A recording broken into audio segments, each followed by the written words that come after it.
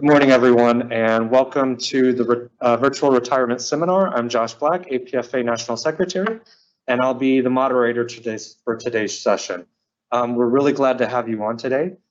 We have some really great information from some really knowledgeable people when it comes to retirement. And without further ado, I'll go ahead and hand it over to them. Wonderful. Thank you, Josh. Welcome to the APFA Virtual Retirement Seminar, January 18th, 2022. And good. Do we have our slideshow? Yep, we're good to go. Okay. I don't see it. There we go. All right. So who are we? This is Kim Code Stuck. Hey. APFA National Retirement Specialist. I'm Patrick Hancock, the APFA Retirement Specialist Emeritus. And I'm going to take off my mask. I'm told I look better with it on, but I sound better with it off. So yeah, we'll just have to live with that. I have no idea where these pictures came from.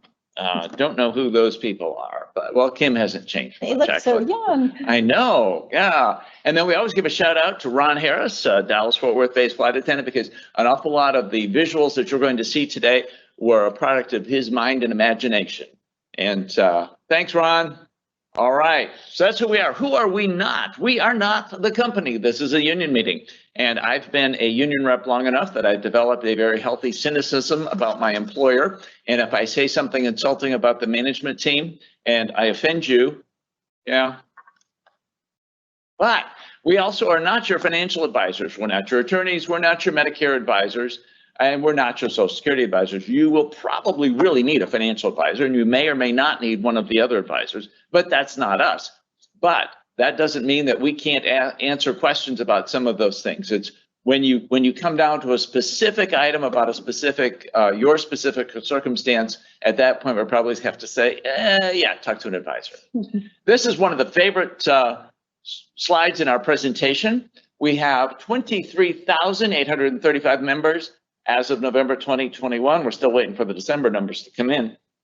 What would be your best guess about how many of those are over the age of 80? No, you're wrong. It's 7. Yeah, 7 over the age of 80. It's gone up. Yes, people just keep getting older and nobody's going off the top end. So there, 75 to 79, 111, 503, 1,536. 3,620 between those 664, and then 55 to 59, we've got 5,471, and that's the largest group of all of them, which gives us a total of 11,248 of the 23,000 that are eligible to retire today. So if it seems like APFA is putting a lot of time and energy and effort into getting people educated about retirement, that is why, because so many of us are eligible for that. Now, how many of us are actually ready? That's another thing, but we're all eligible. So finishing out the rest of those numbers, you notice it gets a little thin down near the bottom, and then it starts to get really big again. That 3,000 between the ages of 30 and 34, that's the second largest group, or third largest group. So, I mean, that's a lot of people.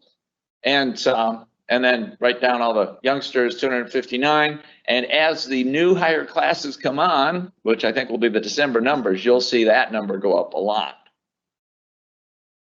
All righty then. Kim, housekeeping. So housekeeping.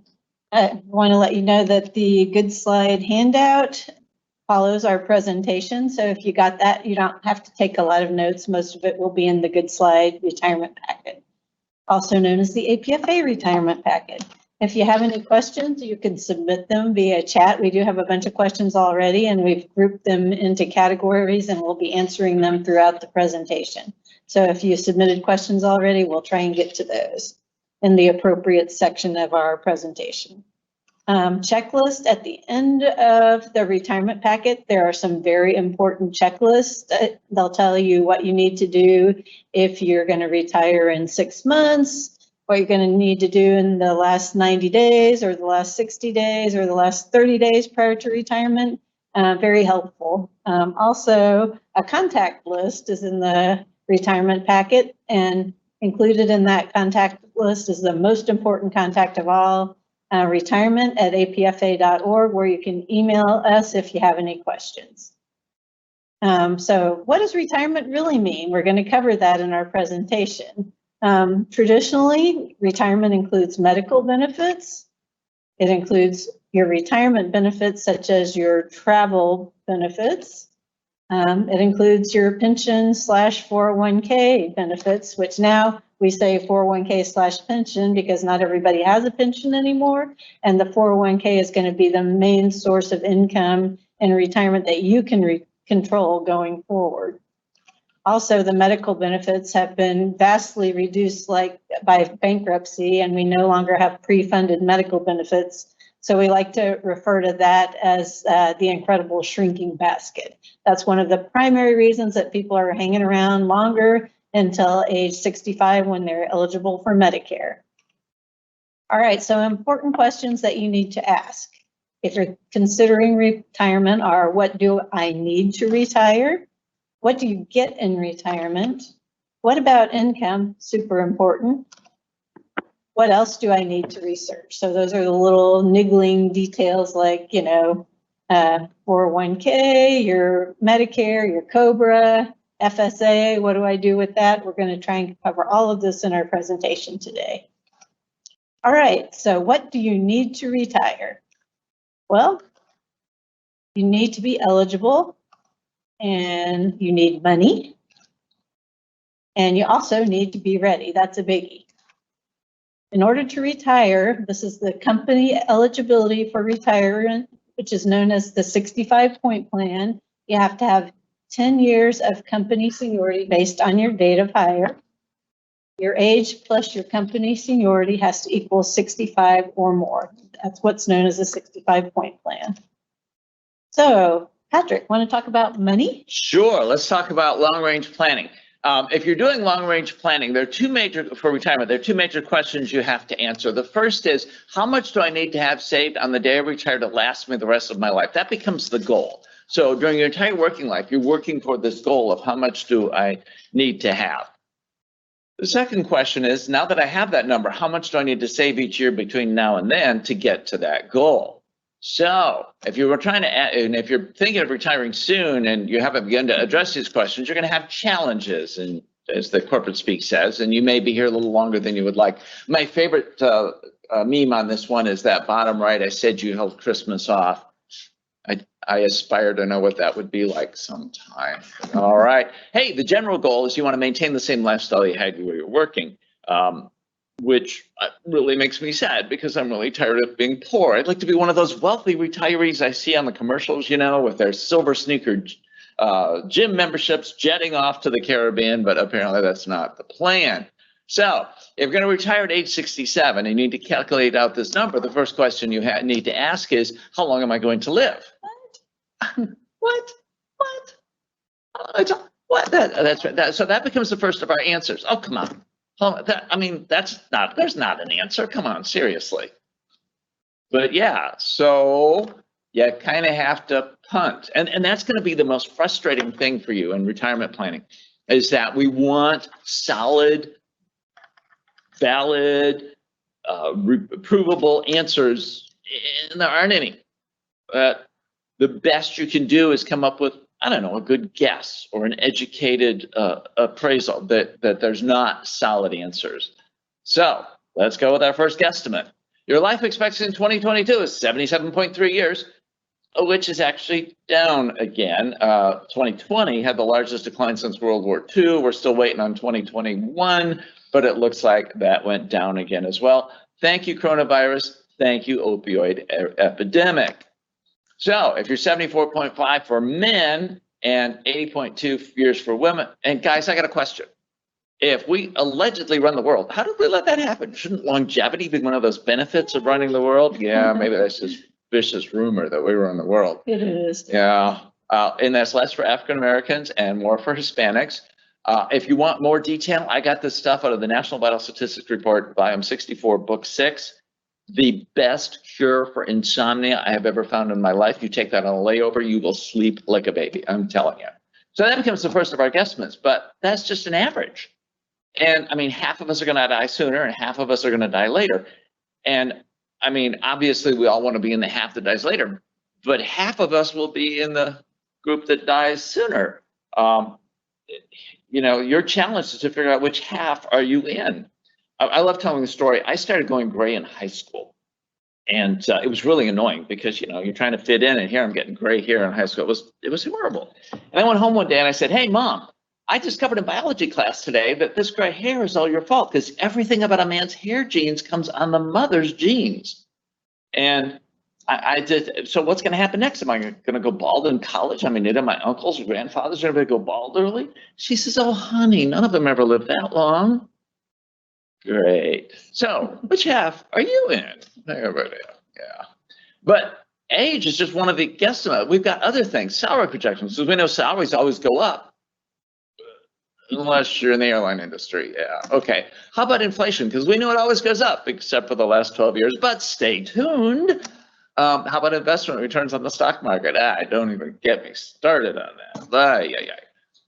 But if you got all those guesstimates kind of rolled up into a pretty good plan, now comes the hardest question of all. Are you ready to retire? And see, the thing is, you need to be ready. We talk to a lot of people that are already retired. Americans figured out some new way to screw them, and so they call and we fix it for them. And then I say, now wait a minute, before you hang up, I've got a question for you. Did you retire at the right time? Was it good for you? Are you glad you retired? And like 98, 99% of them were like, oh, I'm so glad I retired. It's the best thing I ever did. I don't know why I ever waited. My life is so full. I don't know how I ever would have made it for trips because, everything. I'm like, yeah, I don't want to talk to you. I want to talk to those 1 or 2% who aren't happy. Why aren't they happy? What went wrong? I don't want to make those mistakes. And almost inevitably, it's because they didn't plan. They took the sudden out. Yeah, the sudden out, that's where your supervisor and your union rep meet you on the jet bridge. Mm-hmm. And the union rep whispers to you as you walk up the jet bridge, I got your retirement, I recommend you take it. Yeah, or they saw an early out, went, $40,000, man, that'll last me the rest of my life, and they jumped at it. Or their buddy better retired, and they figured they better retire too. They didn't plan. And I've got good news for you. You're on this retirement seminar because you are planning. You are going to be in the group of the 98, 99% that are happy they are retired and it's going well. So the question is, have you reached that point? And we're flight attendants. I mean, we talk to everyone. We'll talk to our buddy bidder. We'll talk to our sister. We'll talk to that non-rev on the jump seat next to us that we've never met before. And because all of those people are concerned about you, love you, and want the best for you, they will tell you the answer that's best for them. Because that's how people work. I mean, they don't know what's best for you. And you will have to make that decision. Am I ready? And I can tell you now, most of us will never be 100% sure that we're ready. But for most of us, we'll get a pretty good feel that it's probably time. Yeah. Questions? Josh, what do you got for us? All right. First question. Who do I contact to make sure of the exact date I'm eligible to hit 65-point plan? Also, what is the process to get this completed as soon as I hit my number? Thanks. Okay, so basically, if you know your date of hire, that's the company has down, that's it. What is it, your HI? HI You can 7? pull up index if you're dex I think it's the savvy. 7, yeah. Or is it your HI 9? I don't know. One of those. One of those. I think it might be your HI 9 or your HI 7 shows your date of hire seniority. Okay. But also you can call 1-800-447-2000, then hit 1 for active employees, and then hit number 3 for pension and retirement questions. And you should be connected with someone in the retirement services department, and they can pull up and verify whether or not you're eligible for the 65-point plan. So, and as soon as you know you're eligible, the process would be to notify your flight service manager. There used to be a form called the retirement notification form that the legacy US Airways folks had to fill out. That form is no longer in use. Therefore, everybody's process is to notify your manager. They like to have between 30 days and 2 weeks notice. And when you notify your manager, your manager's gonna say, please follow up with an email and email me. And what you need to put in the email is, this is your notification that I'm requesting retirement. My last day as an active employee is going to be X date, and my first day as a retiree is going to be usually the next day. So basically, generally speaking, for most people, the best time is to have your last day as an active employee be the end of a calendar month, and the first day as a retiree be the first of the following calendar month, not the bid month, but the calendar month. And that's usually because if you're starting a new insurance, you're starting Medicare, you're starting your pension, something like that, the first of the month is the best time to start, generally speaking. If you're on a spouse's insurance, if you're doing something else, you're not eligible for Medicare, then you can retire whenever. It doesn't have to be the first of the month, but all of the pensions, both Legacy US Airways and Legacy AA, start on the first of the calendar month. So if you were to retire on the second, you'd miss a whole month of a pension payment. So that's, generally speaking, anyone with the pension wants their first day as a retiree to be the first of a calendar month. I have a pro tip for you. It sounds like this person is like really like counting up the months to make sure they're exactly there. And I always get nervous when it gets that close. So my pro tip is when you send your email to your supervisor, use the phrase, if I am eligible for the 65-point plan, I hereby tell you that I'm retiring on such and such a date. And that way, if you're not eligible and they try to come back and say, oh, well, you retired a month early. You said, I only retired if I was eligible. So put the onus on them to make sure you're eligible. Yeah, and another pro tip is confirm that you're eligible before you give that notice. Yeah, perhaps in writing. Okay. So we're talking about the 65-point plan, and a couple people have sent this. What exactly is it? And we are going to cover this in the next section. We just did. But we covered it already. But again, I'll repeat, your age plus your date of hire seniority has to equal 65 or more, and you have to have at least 10 years of company seniority based on your date of hire. So a lot of people have the age, or the age plus seniority equals 65 or more, but they still have to have the 10 years. And a lot of people are waiting to get to that 10-year mark. A lot of people started this as a second career or something, so they're older, but they want to wait around until they're eligible for the 65-point plan so they can get their past benefits and so on. So the 10 years of company seniority is a very important component of that. Okay, great. And I know you touched on these. We can rapid fire them because you already, like I said, you already touched on this, but the process for when you're ready to retire, you contact your supervisor, correct? And 2 weeks notice should be enough time for them to retire from the date they notify their base. They said base manager, but it would be their supervisor. Their supervisor, Okay, and then. And if your supervisor's unavailable, you can contact the MOD at your base and find someone who's available to notify if you need to rush retire. Now, that's just the company notification piece. Usually if you're retiring, that's the last thing you do on your list, because there's other things you need to think about before you notify the company, which are, what's my income for retirement? Am I ready? If I have a pension, you want to request your paperwork for your pension sooner than that. So usually the notification is the last thing you do on the list. Okay. And then once again, what exactly do they need to put in their email to their manager? They need to let their manager know that this is to inform them of their intention to retire and when their last day as an active employee is going to be and when their first day as a retiree is going to be. The date's certain, not like sometime next week. It's got to be the 25th. Okay, I think we're ready to go. Okay. So what do you get in retirement, Kim? All right, what do you get in retirement? Well, you get travel privileges, you get paid out for your vacation and sick, you get paid out very well for your sick, and we'll cover that. You get a retirement gift, fabulous, and you get the status of being a retiree. You also get the option to purchase some really expensive medical insurance if you're between the age of 55 and 65. Again, we mentioned that our retiree medical benefits for anyone who's not eligible for Medicare, they still exist, but they're really expensive. Okay, so travel. You get your D1, D2R, D2P, D3, AA20, and 20% off Advantage tickets.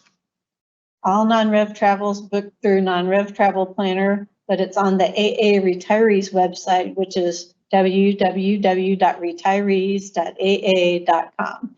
Once you get on there, non-rev travel planner looks exactly the same and it works exactly the same. Service charges are charged to your credit card, just like they are now. And a pro tip is if you have D3s who are traveling, make them list their own credit card so you don't have to incur those charges on yours and then fight to get them back from your relative. Zed travel is booked on the My ID travel link, which is also on the retirees website. This is the sad part. It makes us cry. And I guess it delays a lot of us from retiring too. No more jump seat authority and no KC. How will I ever That's get a on? bummer. Yes, I have too many suitcases all the time. Also, there are some non-rev friendly travel agencies such as Perks and Dargal. Those are the big cruiser sites, you know. Ron Harris says, if you're feeling kind of puny and not so great about yourself, take one of those cruises that you can book through Perks or Dargal. He took one out of Galveston and he said it made him feel fabulous because he was the youngest and cutest person on the whole boat. It was great. Also, another pro tip is if you're planning your retirement, like, you know, I would say a year to 6 months from now, if your pre-check and global entry are coming up, then let the company pay for them one more time. You know, don't wait till after you retire to renew those. But this is a question of timing. It doesn't always work out for everybody. All right, sick and vacation time. So your unused sick time is paid out at $8.65 per sick hour. That's not really good. This is considered termination pay. It cannot be deferred into your 401k. We always suggest that, you know, usually once you reach a certain age, you have something that you need to use your sick time for before you retire, and you will maximize that benefit much better if you do. Your unused and accrued vacation is paid out at 4 hours per day at your rate of pay, as long as the vacation is at least 7 days. If it's less than 7 days, then you're paid out at $3.5 hours, sorry, not $3, 3.5 hours per day at your rate of pay. But most people, when they retire, tend to have at least 7 days of vacation. So I usually see the higher rate of pay on vacation payout when you retire. All right, retirement gift. Fabulous. You contact your flight service manager within the last 30 days to let them send the request over for your retirement gift catalog. This may have been taken over by an outsourced group, but right now it's always a good idea to remind your manager, maybe at the same time that you're giving them your retirement notification. The catalog comes with a commemorative certificate of your years of service. Make sure they spell your name right and make sure they've got the years of service correct on there. Options include a wide array of tchotchkes and dust collectors, such as glass plaques and jewelry. There's even a little charm from Tiffany's. Here's an example that a lot of people actually like, though, a tail of the airplane that's crystal. And what do you say about having enough tails? Never have enough pretty tails. So, yes. All right, your status is going to be changing. And it's going to change from that of Sky Goddess, ooh la la, to, wait for it, Cat Rancher. My sister Laura says, welcome to the club. She's got 5 cats. All right, so you can get a retiree ID. You can submit an online request either prior to retirement from the retirement kind of guide on JetNet. And you get to that by going to Team Member Services. And then when the little box opens, you click on Leaving American. It's not under benefits. So Team Member Services, then Leaving American. That's how you get to the AA retirement guide. Your retiree ID, you can use it for discounts on hotels and car rentals, your FedEx discount. You don't actually need it for travel. So a lot of people go, oh no, I need my retiree ID or I'm not going to be able to non-rev. You can non-rev with your driver's license, your government issued photo ID, your passport. You don't need your AA retiree ID in order to non-rev. It does access to the retiree site is www.retirees.aa.com. And you can also, if you didn't order your retirement ID prior to retirement, there's a little link up in the right-hand corner as soon as you log on that says, need a retiree ID? Click here. So very easy to do, and you get to upload your own glamour shot. You don't have to have a yucky company taken ID picture anymore. So also on the retiree site, you'll find your employee pay portal. So you can find the current pay system, all your pay statements for your taxes, which you're still going to have to do after you retire, bummer. And then you can also have access to the old payroll systems that were in place prior to October 15th of 2020, e-pays and paperless pay. So your detailed sequence history will no longer be available after you retire. So if you want to print any of that up, you should do that prior to your retirement. All right, you're not able to retire? Guess what? You can just quit. In order to quit, you notify your flight service manager. Your vacation will be paid out because that's contractual. Same rate as we discussed before. If you're LAA and you qualify for a pension, you'll be able to draw it if you're old enough to draw it and you have enough years of what they call retirement eligibility service. If you're an LUS pension holder and you're old enough and you have enough pension eligibility service, you'll be able to start it and you would contact the PBGC. Since you're not retiring, you're not going to get paid out for your sick time. So being paid out for your sick time is another thing that's contingent upon being a retiree and being eligible for the 65-point plan. Any questions? Yes, we've got a couple. All right. How many passes do they get a year? Okay, so for retirees, they get the same number of D1s that they've always received. So we have a 3 round trip or 6 one-way. 6 one-way. And then D2R is unlimited.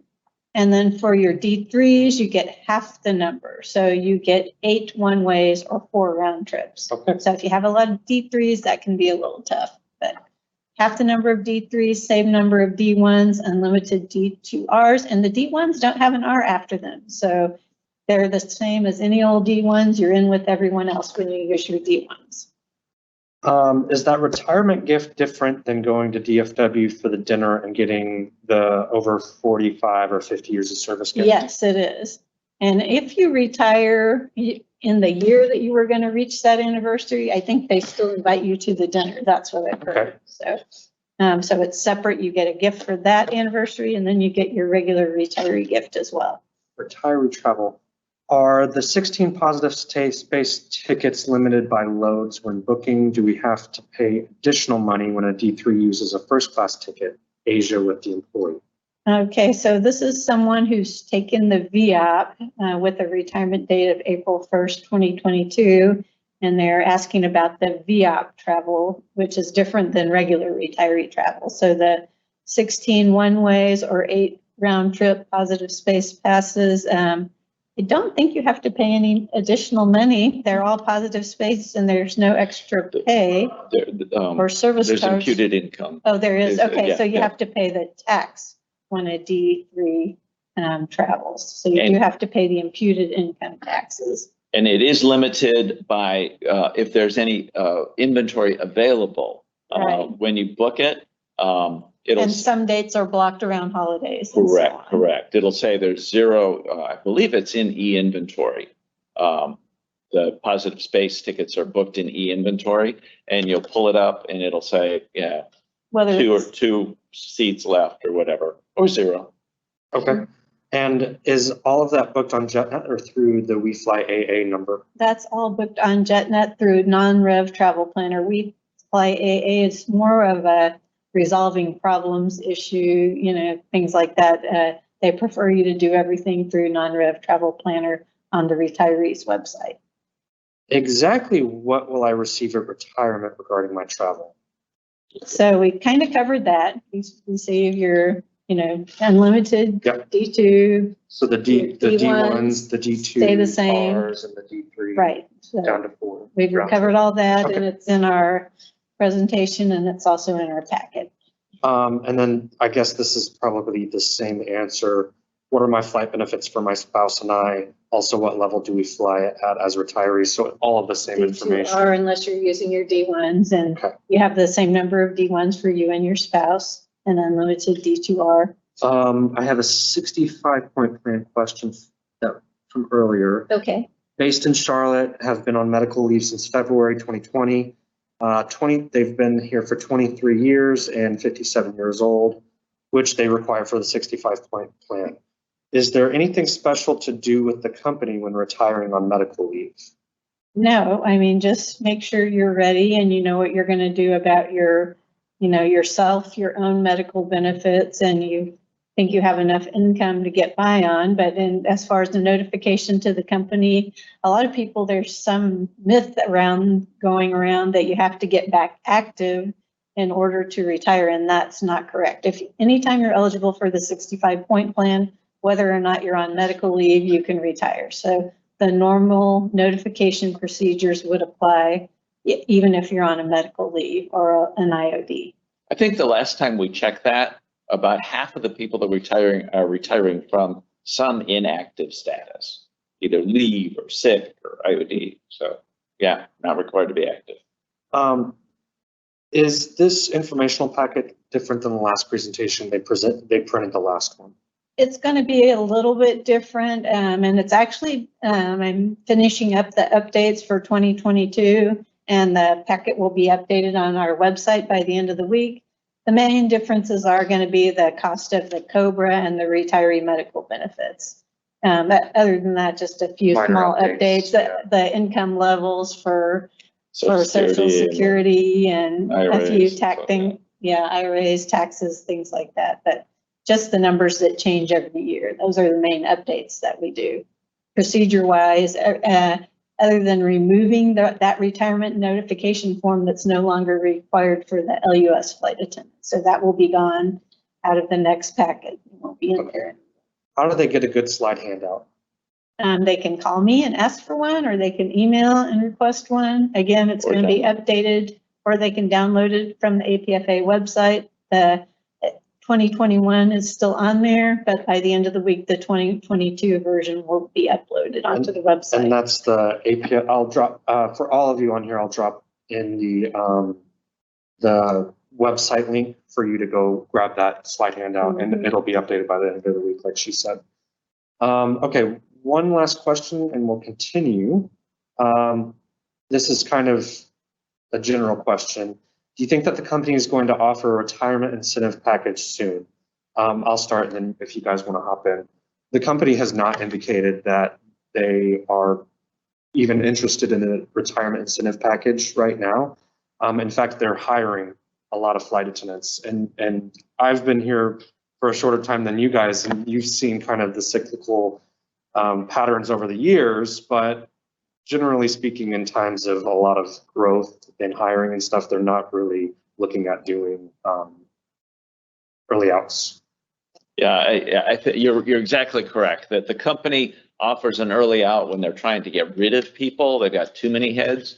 When they're hiring like crazy, they try to slow down the retirement, because every retirement that happens is yet another hire they have to do. And they're struggling with it, just like all the employers in the United States are struggling with getting enough new hires. Right now with COVID absences and also the past few VOPs, people retiring, the last group will be going on April 1st of this year. I mean, they want your warm body in a jump seat on the airplane. So I'm not even sure they care it's warm. They just want to buy in the jump seat. So unfortunately, all those things make it very unlikely that they're going to offer another retirement package anytime soon, unless we're able to get something through negotiations, which is ongoing. So do your negotiation surveys and let us know if you're interested in that. All right, let's continue on. Okay, so I think our next question is, what about income? Patrick, I think that's you. I think You you're wanna right. talk about Okay, what income? about income? So you're gonna need income in retirement because your bills don't magically disappear. You're going to have basically 4 or 5 sources of income. Your primary one, of course, is going to be your 401k. You're going to have your individual retirement account IRA. You probably have Social Security. Hopefully you have some savings and perhaps a pension if applicable. Let's look at those, all 5 of those together, because if you have all 5 coming in, it's kind of like a 5-legged stool. And the advantage of a 5-legged stool, it's very stable. So if one of those gets kicked out from underneath you, you still, I mean, it's going to hurt, but you're still stable. Let me give an example. What happens if the United States Congress were to say, well, you saved money in a tax deferred account. You have a pension that's guaranteed by the Pension Benefit Guaranty Corporation. So you don't need as much Social Security as anybody else. So we're going to give you less or none. They wouldn't do that. Oh, yeah? Yeah. Remember when you grow up, that Social Security was 65, you got it at 65, and now it's like 66 or 67. Yeah, that happened back when Ronald Reagan was president. Ronald Reagan and the US Congress decided to pull a trick on us. They said, well, we're going to stretch out the Social Security retirement age, which allows us to balance the budget. So we can run and say we balance the budget. Their thinking is that by the time we figured out how they'd screwed us, they'd all be dead. They were correct, but I'm still pissed off at them. But every time I look at this list of having multiple streams of income, I am so grateful. I work for a unionized workforce where people have thought about those things and made sure that they are in place for all the union workers. I contrast that to the over 50% of people on Social Security that's their only source of income. Scary. Scary. I mean, how secure is it when your entire financial life is dependent on the good graces of the United States Congress? No, thank you. All right. Well, what about my 401k loan? Hey, if you got a 401k loan, you've got a couple of options. The first option is continue to pay back the loan on the current amortization schedule, or just pay it off entirely if you can.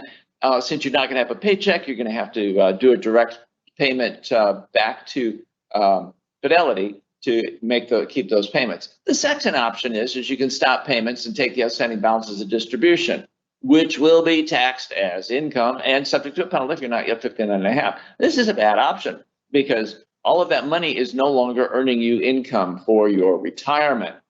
One last thing to remember on the 401k, your 401k is going to freeze salad for the first 30 days after your exit from the company. You might want to consider rolling a little bit of money out of your 401k prior to exiting, or you'll have to wait for 30 days freeze to expire. I do want to point out that if you need money out of your 401k in the first 30 days of retirement, you may not yet be ready. Please talk to a financial planner before you do that. Hey, and you can roll your 401k into an IRA. You can, if you go get a new job, welcome to Walmart, welcome to Walmart. They'll be glad to have you roll your American 401k into their 401k because the bigger the 401k, the better the plan. Or you can just leave it where it is and manage it through Fidelity, just like you've done it now, netbenefits.com/AA. IRAs. Hey, there's a couple of different kinds of IRAs, pre-tax, post-tax, Roth IRA, just like our Roth 401k. However, there are income limits on making contributions to an IRA. You have the ability to contribute to an IRA phases out after $68,000 of income if you're single, or $109,000 if you're married, and that could really impact some of our high-time flyers. You also have the ability to convert your 401k into an IRA. I sometimes hear people say, oh, well, I have to roll it out. No, you don't. You can just leave your 401k there. And you will find that as you begin to approach retirement age, you'll get a lot of advisor people who like call you from some other country and suggest that you need to roll your 401k into an IRA, and you don't. But the reason they're suggesting that is that when you sell your stocks and index funds in your 401k and buy them in the IRA, they get a commission on when you buy them. So they may not be entirely objective. And there are differences between a 401k and an IRA. A 401k is federally controlled. It's an ERISA product, and therefore you've got things that you may or may not have in an IRA. For instance, you have fiduciary rules for the plan sponsor. You have appeal options that you don't have in an IRA. You have protection, 100% creditor protection. And the way people inherit money is different in a 401k and an IRA. It may be a good idea to roll it into an IRA, or it may not. Just make sure you know what you're giving up and know what you're getting when you do that. Questions? Okay. Let's start out with 401k questions. Can you explain the difference between a traditional 401k and Roth 401k? Is Roth 401k a federally protected instrument, or can the Roth 401k be seized by creditors depending on the applicable state legislation? You're really a good question. You're really close. There is a Roth, a 401k and a Roth 401k. Those are all federal. And then there's an IRA and a Roth IRA, and those are all state. So remember, I was just talking about how there's creditor protection.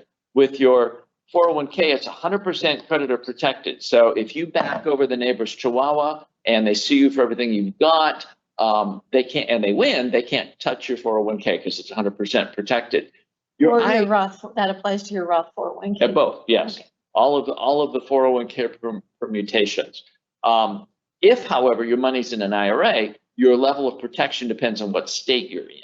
So I think it's Michigan, where you get to keep the first 50,000 of your IRA or Roth IRA, and the grieving Chihuahua owner gets the rest. So, it's one of those trade-offs. You want to make sure you know what you're doing. Okay. What is a safe harbor 401k? Well, that's interesting because it doesn't apply here. But a safe harbor 401k is, there are rules requiring that a 401k program benefit all the employees evenly. And you don't have a 401k that only benefits the top 3 or 4 guys. And one of the ways that they can get around that's called non-discrimination. One of the ways they can get around that non-discrimination is if they put money into everybody's account. Say they put $5,000 into every employee's 401k account, then we're going to ignore the non-discrimination, and they can get more than the rest of the average employees. Another sneaky management. It's another sneaky management trick, but they get around it by giving all their employees money. So we kind of let them get away with that. Once you retire and keep your 401k with Fidelity, can you still contribute funds? No, you can only contribute money to a 401k that you earn at the sponsoring employer, or money that you roll over from another qualified 401k or 403b. Right. As a flight attendant above 50, they can contribute up to 18,000 plus 6,000 catch-up contributions. How can they indicate to AA that they want to contribute the maximum? Oh, that's a great question. When you go to the Fidelity website, under the quick menu, I always get the label on it. There's a quick menu, and one of those choices is contribution. And it's going to give you 3 contribution buckets. One is what percentage of your salary do you want to contribute to your regular? What percentage to your Roth, and what percentage to your after tax 401k? Don't do that after tax. That's not a Roth. You can do it, but only after you talk to a financial advisor, because it's got all sorts of weird tax problems. And then below that, you just keep going down. There's another 3. It says, hey, how much of your catch-up contributions do you want to make? And these are cumulative. So you could say, I want to put 10% into my Roth 401k. And then you scroll down and you say, I want to put 10% catch-up contribution into my Roth. Next check, they're taking 20% out because it's cumulative. But yeah, you do that on there, on that quick link menu, contributions. Right. Matching 401k contributions doesn't mean AA would match the exact amount I've contributed. Could you please explain the matching term? Yes. The matching is that they will match dollar for dollar to your contributions up to the 3.5%. 2.5. 2.5%. I always get these numbers backwards. 2.5% match. So if you contribute, 2%. 3%, you get 2.5%. If you contribute 2%, they're only going to match the 2%. If I leave my monies in Fidelity after retirement, will those monies continue to be invested through stocks, et cetera? You have the same exact control in retirement of your money as you have as an active, that you can invest in any of the, 22 options or whatever that are on the investment menu, or you can open up that brokerage window account and invest in the entire US stock market with one exception. You're not allowed to invest in American Airlines stock, which is probably really wise financial advice to say. This is kind of in the same vein. How do we transfer our 401k from Fidelity to another brokerage like Schwab? You would reach out to your new brokerage house and say, I need a transfer to transfer the money. And since it's going to help them a great deal to have you roll all that money into it, they will bend over backwards to get you the forms and send them off to Fidelity. Again, make sure you know what you're doing if you're rolling it from a 401k to something else. All right, 2 more 401k questions. This individual was recently told that they must convert their 401k to a Roth IRA after turning 59. And once you want to start withdrawing from 401k, how do you go about it, and must you be retired? Okay, let's unpack that a little bat. The first is you must roll it into an IRA of any form, either regular or Roth, and that's no. You can die never having opened an IRA at 150 years old. So you never are forced to convert that over. Whoever told her that must be trying to sell her something. Yeah, yeah. Check and see how they're making their income. I think they're looking for commissions. Was this just before Christmas bills came in? Yeah. And the second is you can withdraw from your 401k only after you've retired.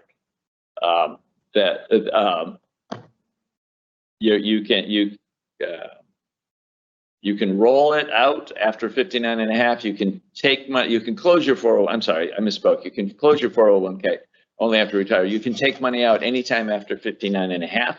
You do that again on the Fidelity website, the quick menu, withdrawals. Okay. 401k is through Fidelity. The fiduciary manager is Edelman Financial Engines. Let's see. A fiduciary is a person or organization who acts on behalf of another person or persons, putting the client's interest ahead of their own with the duty to preserve good faith and trust. Edelman can only invest the funds designated by Fidelity. If Vanguard, for example, has a fund with a better return, then Edelman won't be able to invest our money in that fund. Is Edelman really acting in a fiduciary capacity?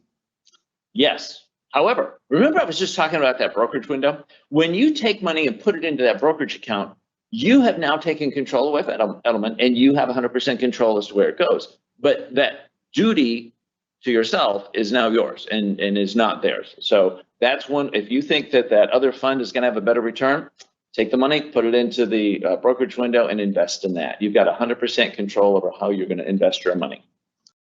Okay, let's go back real quick to vacation sick payout.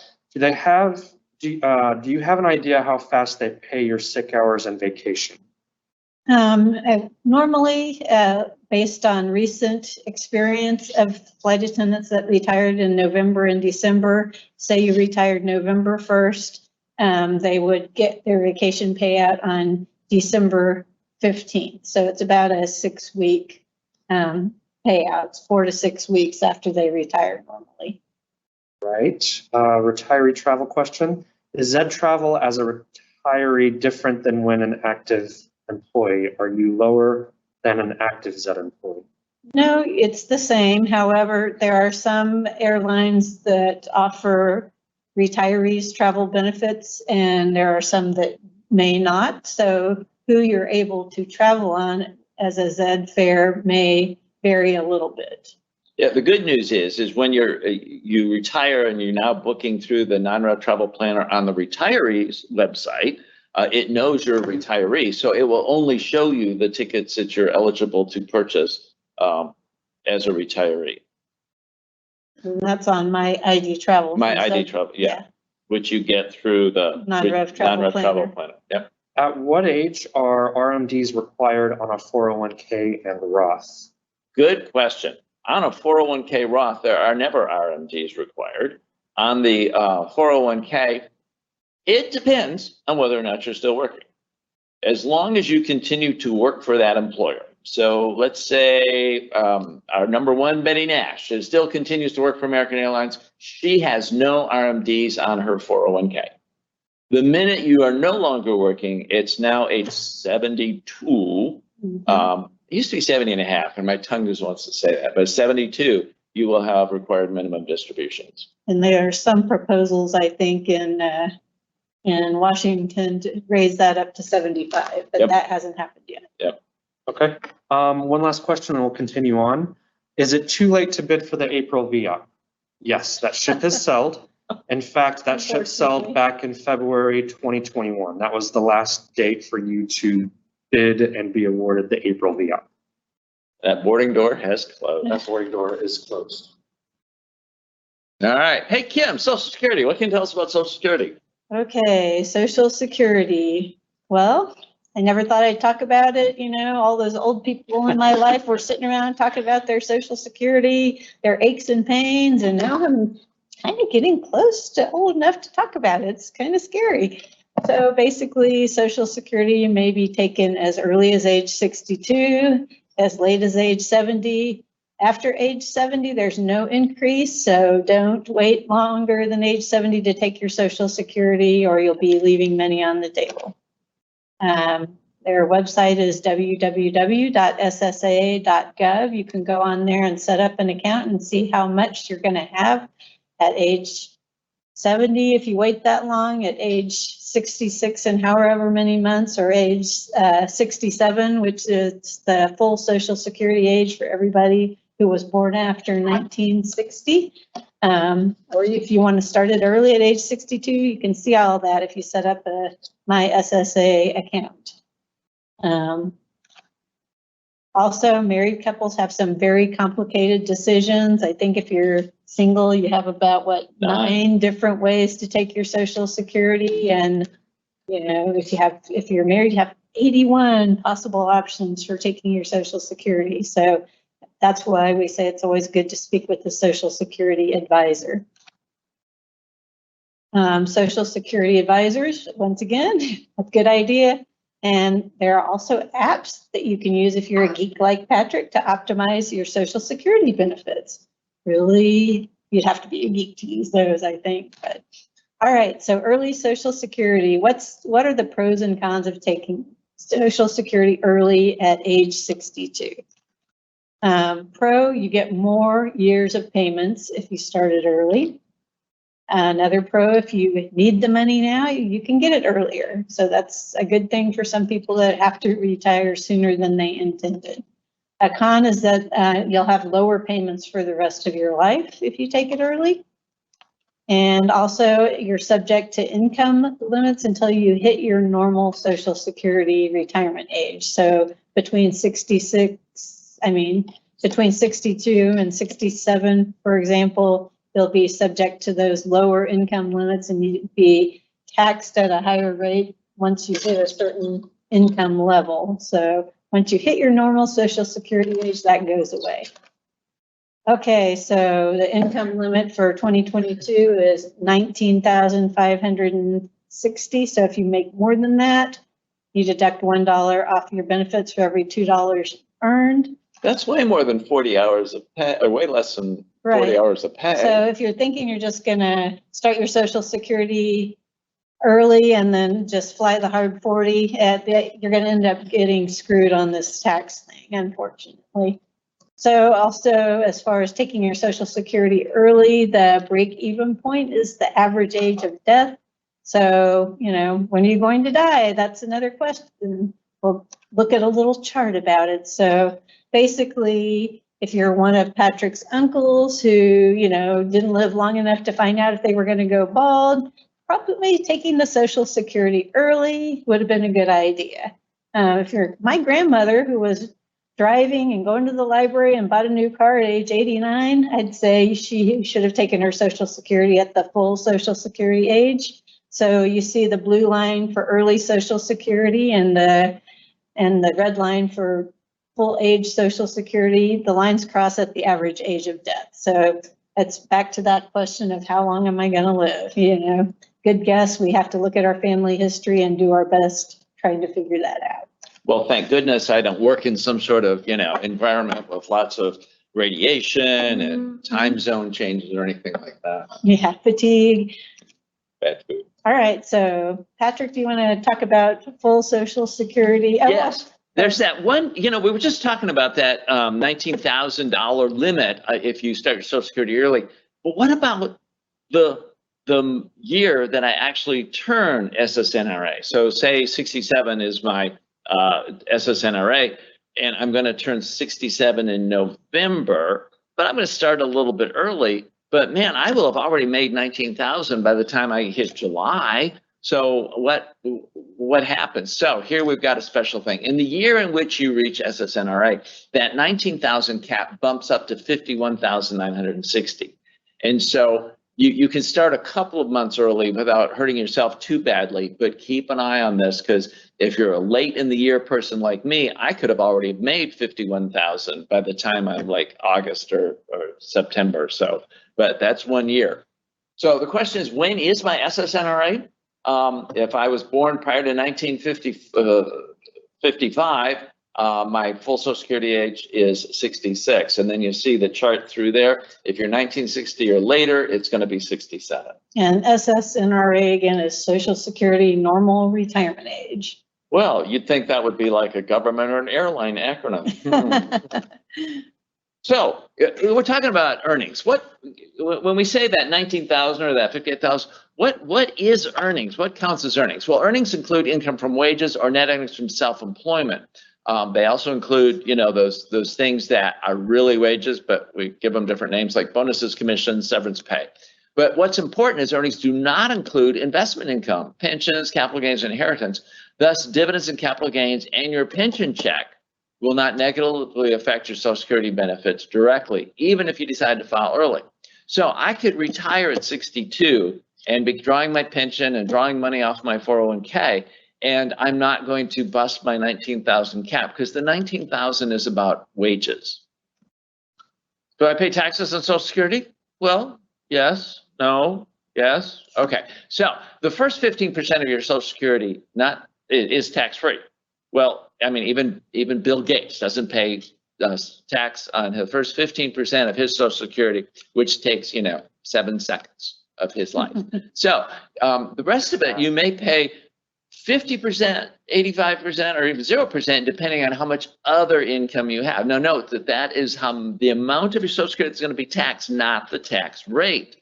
So if you are single and you earn 0 to 25,000 or joint 0 to 32, 0% of your Social Security is going to be taxed. If you're above 34,000 or above 44,000, 85% of your Social Security is going to be taxed. But again, that's only what percentage is going to be taxed, not the tax rate. In 37 states, your Social Security is entirely state tax free. 13 states do tax some or all of your Social Security. There's the list of bad guys that will tax it. Looking at you, Rhode Island. All right. Savings. Savings, we think of it as cash, stocks, bonds, but you may have additional hidden savings beyond that. For instance, home equity. And you may be able to tap your home equity. Reverse mortgages are out there. They have a really bad reputation for a reason. They are expensive ways to borrow money from your home. But you also may have life insurance. And I'm talking about the cash value of your policy, not how much you get if you bump off your spouse, have a good alibi. And then pensions. What can you tell us about pensions, Kim? Okay, well, if you have a pension, when you can start that pension is going to be dependent on the carrier you came from prior to the merger. So it's going to be one way for the legacy US Airways folks, and actually within that, there's several different ways, and then another process and slightly different set of rules if you were a legacy AA pension holder. So for the US Airways flight attendants, former US Airways, you could have started at any of these different carriers. So if you started your career at Shuttle, your early pension age is age 52, your full pension age is age 62. Now that the PBGC rules have changed, you can start your pension early while you're still working. So you don't have to reach that magical double dipping age anymore. Your double dipping age is the early pension age if you want to start early, or you can wait until full pension age. There is a 3% per year reduction if you start your pension prior to age 62 for the Trump shuttle people. So for Piedmont, Allegheny, and US Airways, the early pension age is age 55. The full pension age is also age 62. The 3% reduction per year prior to age 62 applies here. If you started at PSA, your early pension age is 55 and your full pension age is not until age 65. There's a 3% reduction for every year prior to age 65 if you commence your pension early. For the legacy AA folks, the early pension age is age 55 and the full pension age is age 60. There 3% reduction prior to age 60 for every year you commence your pension. And bummer for the legacy AA folks, there is no double dipping on the LAA pensions. So too bad. You have to wait till we're retired in order to commence our pensions if we started our careers at AA. All right, double dipping. Just wanted to remind everybody that the PBGC changed their rule restricting early pension commencement on June 1st of 2021. So if you were the early pension age at that time, you hadn't reached the double dipping age, for a certain period of time, you're going to be able to go back and start your pension retro to that age. I'm not sure how long they're going to allow people to do that, but you might want to call the PBGC and check. The early reductions of 3% prior to the full pension age still apply if you're double dipping. And there's no reduction at the full pension age. So if you're the full pension age and you're still working, you might as well start taking it. Unless there's you or your husband has another business and are really wealthy and you don't want to take a tax hit. So pension options. Patrick, how many different ways can I get my money? Well, that's a great question. There are three basic ways you can get your pension money. The first is a single life annuity. The PBGC calls this a straight life annuity, but fortunately the acronym SLA is the same and everyone calls that the SLA. The second choice is you can share with someone else. I remind you, it's nice to share. Yes. And the third is you can get a minimum number of checks, whether you're alive or dead.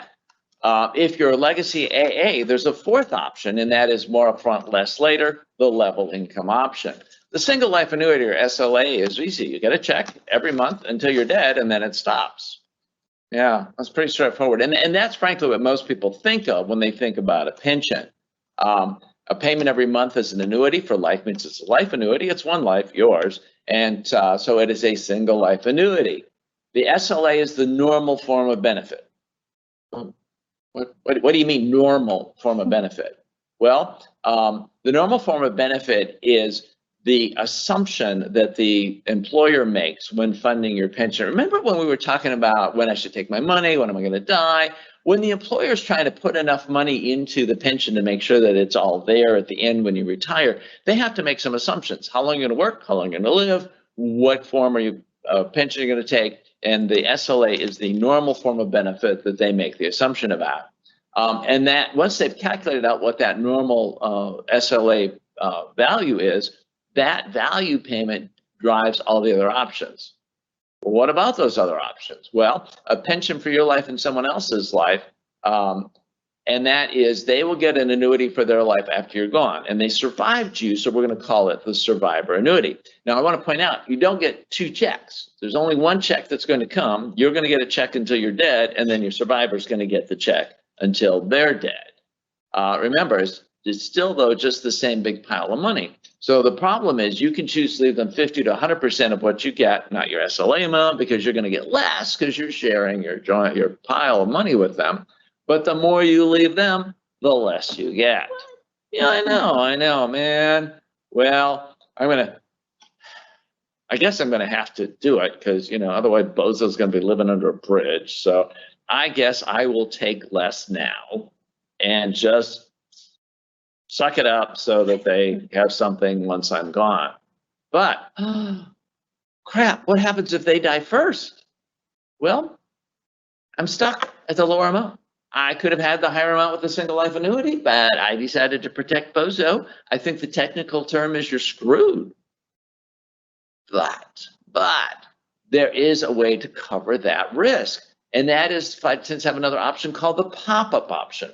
And the pop-up option is by taking a slightly lower amount each month, you can cover the risk that the joint annuitant dies first. With the pop-up option, if your joint annuitant dies first, you pop back up to the single life annuity amount the next month as though you never made that decision. So it's, and the price of that, the difference between the pop-up or no pop-up option on the joint annuity depends on the age difference between you and your spouse. But it's generally, by and large, pretty cheap insurance because, yeah, I know you married that 32-year-old pool boy and you go, girl. But, you know, life's uncertain and you're home 7 days a week now, and they're a whole lot more annoying than you remember, and those weird chlorine accidents happen. So, you know, you should always cover that risk that they go first. And most people are going to take one of these two options. And by most people, I mean north of 95% will take either the single life annuity or joint and survivor, almost always with the pop-up option. But there is another option out there, and that's a guaranteed period certain. And that says checks come for a minimum of 10, 15, or 20 years, or LAA, or 5, 10, or 15 years. And you're going to take less by having this guaranteed period certain. So if I were to take the 20-year period certain and live 40 years, I made the wrong choice because I'm getting less each month because I took that guaranteed period certain. Why would anyone do that? Well, you do it if you're pretty sure you're going to be dead soon. So say you want to leave money to, you know, like a child, and if you make them the joint annuitant, they're going to get it for so long the annuity is going to be super small. But on a 20-year period certain, you could say, I'm going to leave it to my child, and you die shortly after you retire, they're going to get the rest of the 20 years. Not many people would do it, but it's good to know that it's out there in case of that. AA has a fourth option, and that is the level income option. And that gives you more upfront of your pension and less later.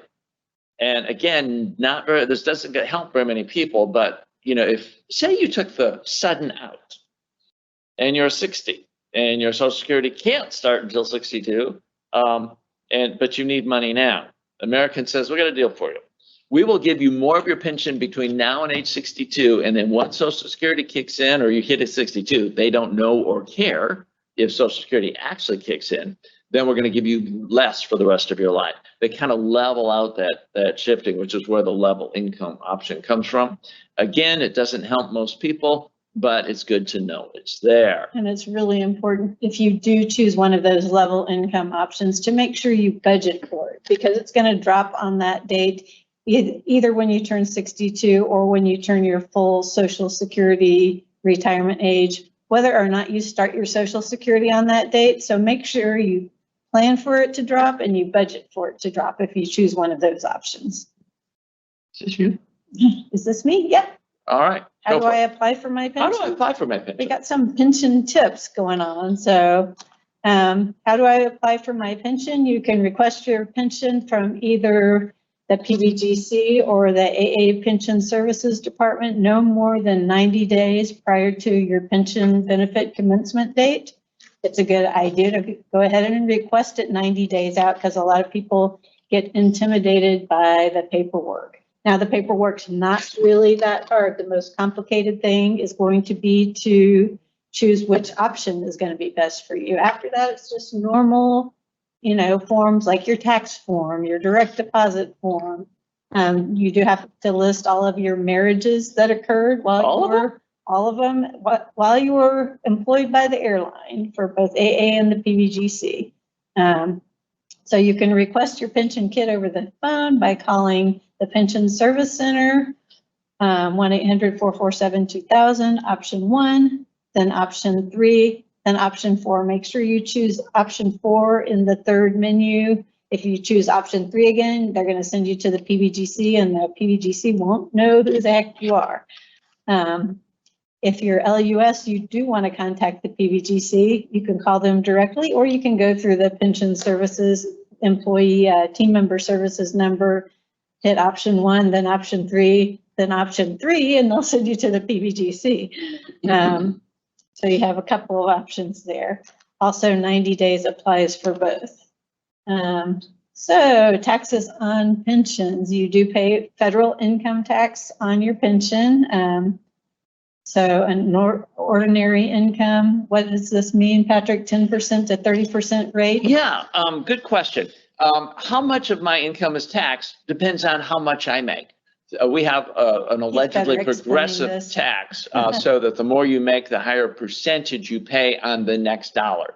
We all pay the same 10% down at the bottom.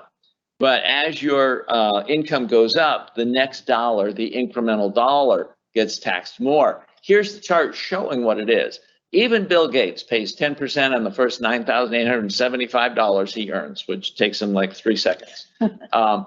And as your income goes up, all the way up to, if you have income of $622,000 as joint, you're going to be paying on everything above 622, not everything below, but everything above that at 37%. It's one of those weird things when you think, oh, I'm going to be in the 22% bracket. Well, yeah, but that's only 22% only on the amount over, in this case, $80,251. Some states don't tax pensions. 14 states only tax a small portion of the pension, the 4 different states. So remember, your mileage may vary. The numbers used are for some mythical flight attendant and not for you. Do you have tips for us, Kim? I've got some more pension tips, yes. So as I mentioned before, the pension kits can be requested from AA or the PBGC no more than 90 days out from your retirement date. Pensions always start on the 1st of the calendar month. This applies for both Legacy AA and Legacy US pensions. You want to be done with the last leg of your trip before the end of the month. No fly-through trips, because or being paid with sick time or special assignment, that will keep you on payroll, and you can't start your pension while you're still on payroll. So just be mindful. Have copies of all divorce decrees and quadros. If your pension will be delayed if you don't have these documentations prepared and in with your pension paperwork when you send it in. Quadros are often on file with either AA or the PBGC, but not always. So that's why they want to see a copy of your divorce settlement. If you're a widower or a widow, you need to include a copy of the death certificate. If you were widowed while you were employed with American Airlines or US Airways. If it was before that, you don't have to worry about it. First month is always paid retroactively. It normally takes about 6 to 8 weeks following retirement to get your first pension paperwork, as long as the paperwork's sitting there with the pension services or the PBGC and everything's in order. So they're going to retro pay you back to the first month, but usually takes about 6 or 8 weeks. So you may be getting 2 or 3 months pension benefit in your first pension check. After that, it'll be like clockwork on the 1st of every calendar month from then on for the rest of your life, we hope. And it may be a long one. Okay, so qualified pre-retirement survivor annuity. This is a benefit that's available to Legacy AA flight attendants only. The federal law says that your spouse automatically gets a 50% joint and survivor annuity if you were to die prior to commencing your pension. So what this form does, it enables you to elect to leave up to 100% of your pension to your spouse if you pass away prior to commencing your pension benefits. The form can be found in JetNet and on APFA website. We also have a copy of it in our retirement packet.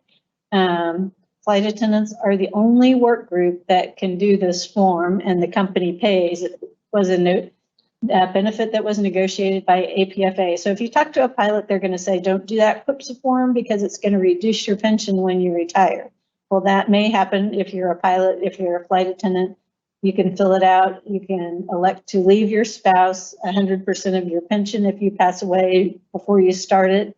And there's not going to be any reduction in your pension amount. Remember, you have to have been married at least 1 year, so no deathbed marriages. Bummer.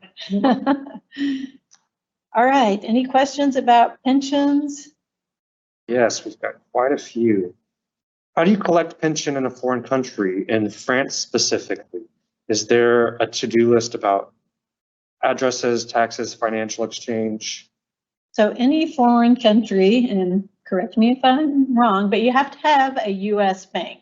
It can be a foreign bank with a US branch, but you have to have a bank account that's in the US and they deposit it in there. So I think Credit Agricole and some other And credit Lyonnais, unions have some US branches where you could have your pension deposited, and then in France you would be able to access that money.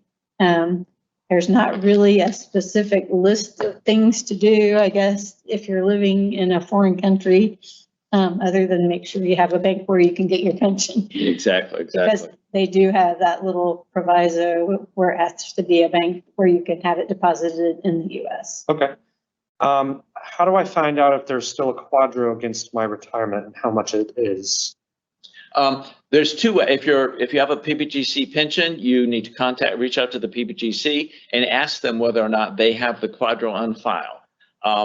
And they will be able to tell you. If you have an LAA pension, when you go to the Pension Benefits Service Center and you're going through, like you're going to request a pension estimate, there's two blue links. One says get my estimate, the other one says plan specific data. If you click on that link that says plan specific data, it opens up and it says, hey, you've got a quadro on file, or you've got a QIPSA on file, and it gives you the specific data, how many years of credited service and so on. But that's where you would see it. If you're reasonably certain that you do have a quadro out there and you don't see it listed there, you probably want to reach out to the Benefit Service Center and see if they can check and see. There are some older records that aren't 100% electronic yet, although they keep saying we're close. And also that's one of the reasons they want a copy of your divorce paperwork to see if there's anything on file in that settlement information. Okay. I think you might be able to translate this one. They say an explanation of the pension if leaving before full Social Security age benefits. I think what this is talking about is in the LAA pensions, there was a Social Security offset. In the LUS pensions. Yeah, LUS pensions. That one. And this is why we make a great team. And in the LUS pension, there's Social Security offset. And so if you start your LUS pension before your full Social Security age, or your spouse's, they reduce it. And they reduce your pension when you hit that Social Security age. If you're already 67 or 68, the number you get for your LUS pension is the number you're going to get. If you start at, say, 60, you're going to get a full amount that gets reduced at your full Social Security age. I think that was what they were asking. Okay. I was just going to say, if you retire after you start your pension and it's after your full Social Security age, it's already calculated. And if you started before your full Social Security age, then you hit your Social Security age, you're going to see a reduction. Okay, good. All right, next one. Right now, AA debt is equal to the entire GDP of Lebanon. Fun fact of the day. Very interesting. There we go. Putting it. They say the AA debt is a concern. If AA defaults on payments and there is a new bankruptcy proceeding, then A, how that affects the already frozen pensions for those of us who have pensions. Let's take that part first. Okay, so in a bankruptcy, if they want to say, I don't want to manage and be in charge of the pension anymore, I want to turn it over to the PBGC. They have to convince the judge that they need to take that step in order to be a successful company on the other side of bankruptcy. In the last LAA bankruptcy, they were unable to convince the judge of that, which is why we ended up with frozen pensions still managed and paid for by American Airlines. So they would have to, once again, reach that hurdle to say, we can't afford to make the payments after bankruptcy. And I don't know that the numbers have gotten easier for them to prove because now it's frozen. Second part of this is how that affects the matching 401k contributions. Is AA contractually obliged to keep those levels of matching contributions? Yes, they are absolutely contractually obligated to keep the matching contributions. However, In a bankruptcy, you renegotiate the contract. Those of you, and I think all of us except the people hired since 2012 have been through at least one bankruptcy from one airline or another. And as part of that, the unions are obligated to sit down and negotiate a new contract with the company. And those are really tough negotiations. And stopping the 401k match might be something that the company would ask for because it would save them a lot of money.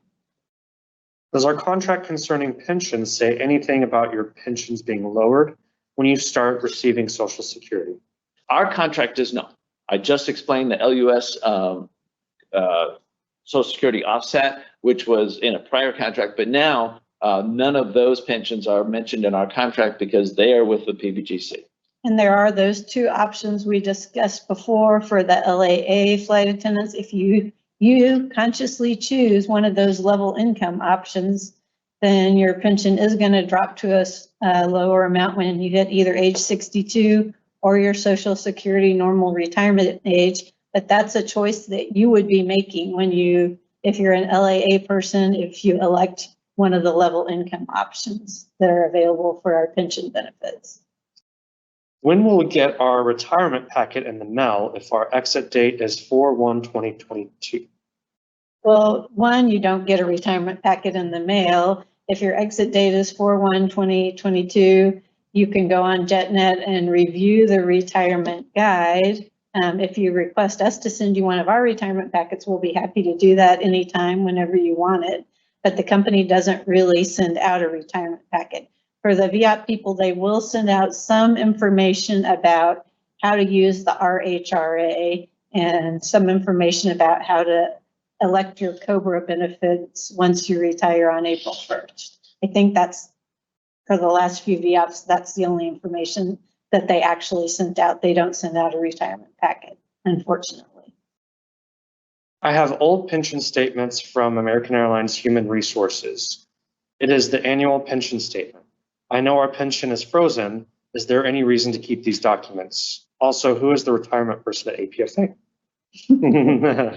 Both of us, but I'm an actual retirement person, I guess, presently, and I have help if I need it. And then the old pension statements, there's not really any reason to keep those. They're legally required to send them out every year. So they're going to keep doing that. Unless you like to keep like a geek like Patrick, he probably keeps them every year just to see if there's any little changes in the language they put out. But it doesn't change our pension. It would just be like if there's a law change about how they're supposed to remind us that we have a pension benefit and so on, right? Yeah, and there are two, I mean, in the olden days, they used to send you a personal, your end of the year, how much you accrued. They stopped doing that. When it froze. Yeah, when it froze.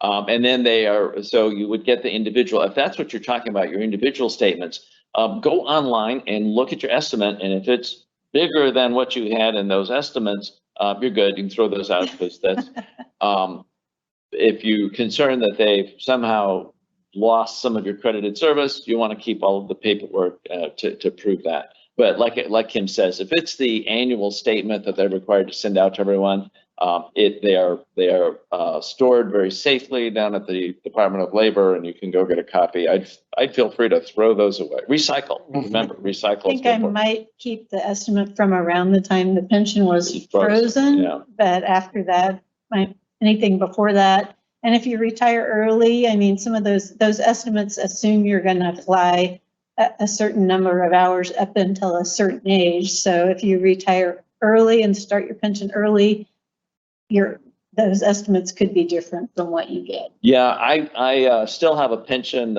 estimate that I pulled up in 2011 before the bankruptcy. And I said, if I retire at age 65, and they show me earning pension credit all the way from 2011 to when I turned 65, which it was a big number, but it ain't there anymore because it froze in 2012. So yeah, so estimates from before the freeze are not going to be accurate.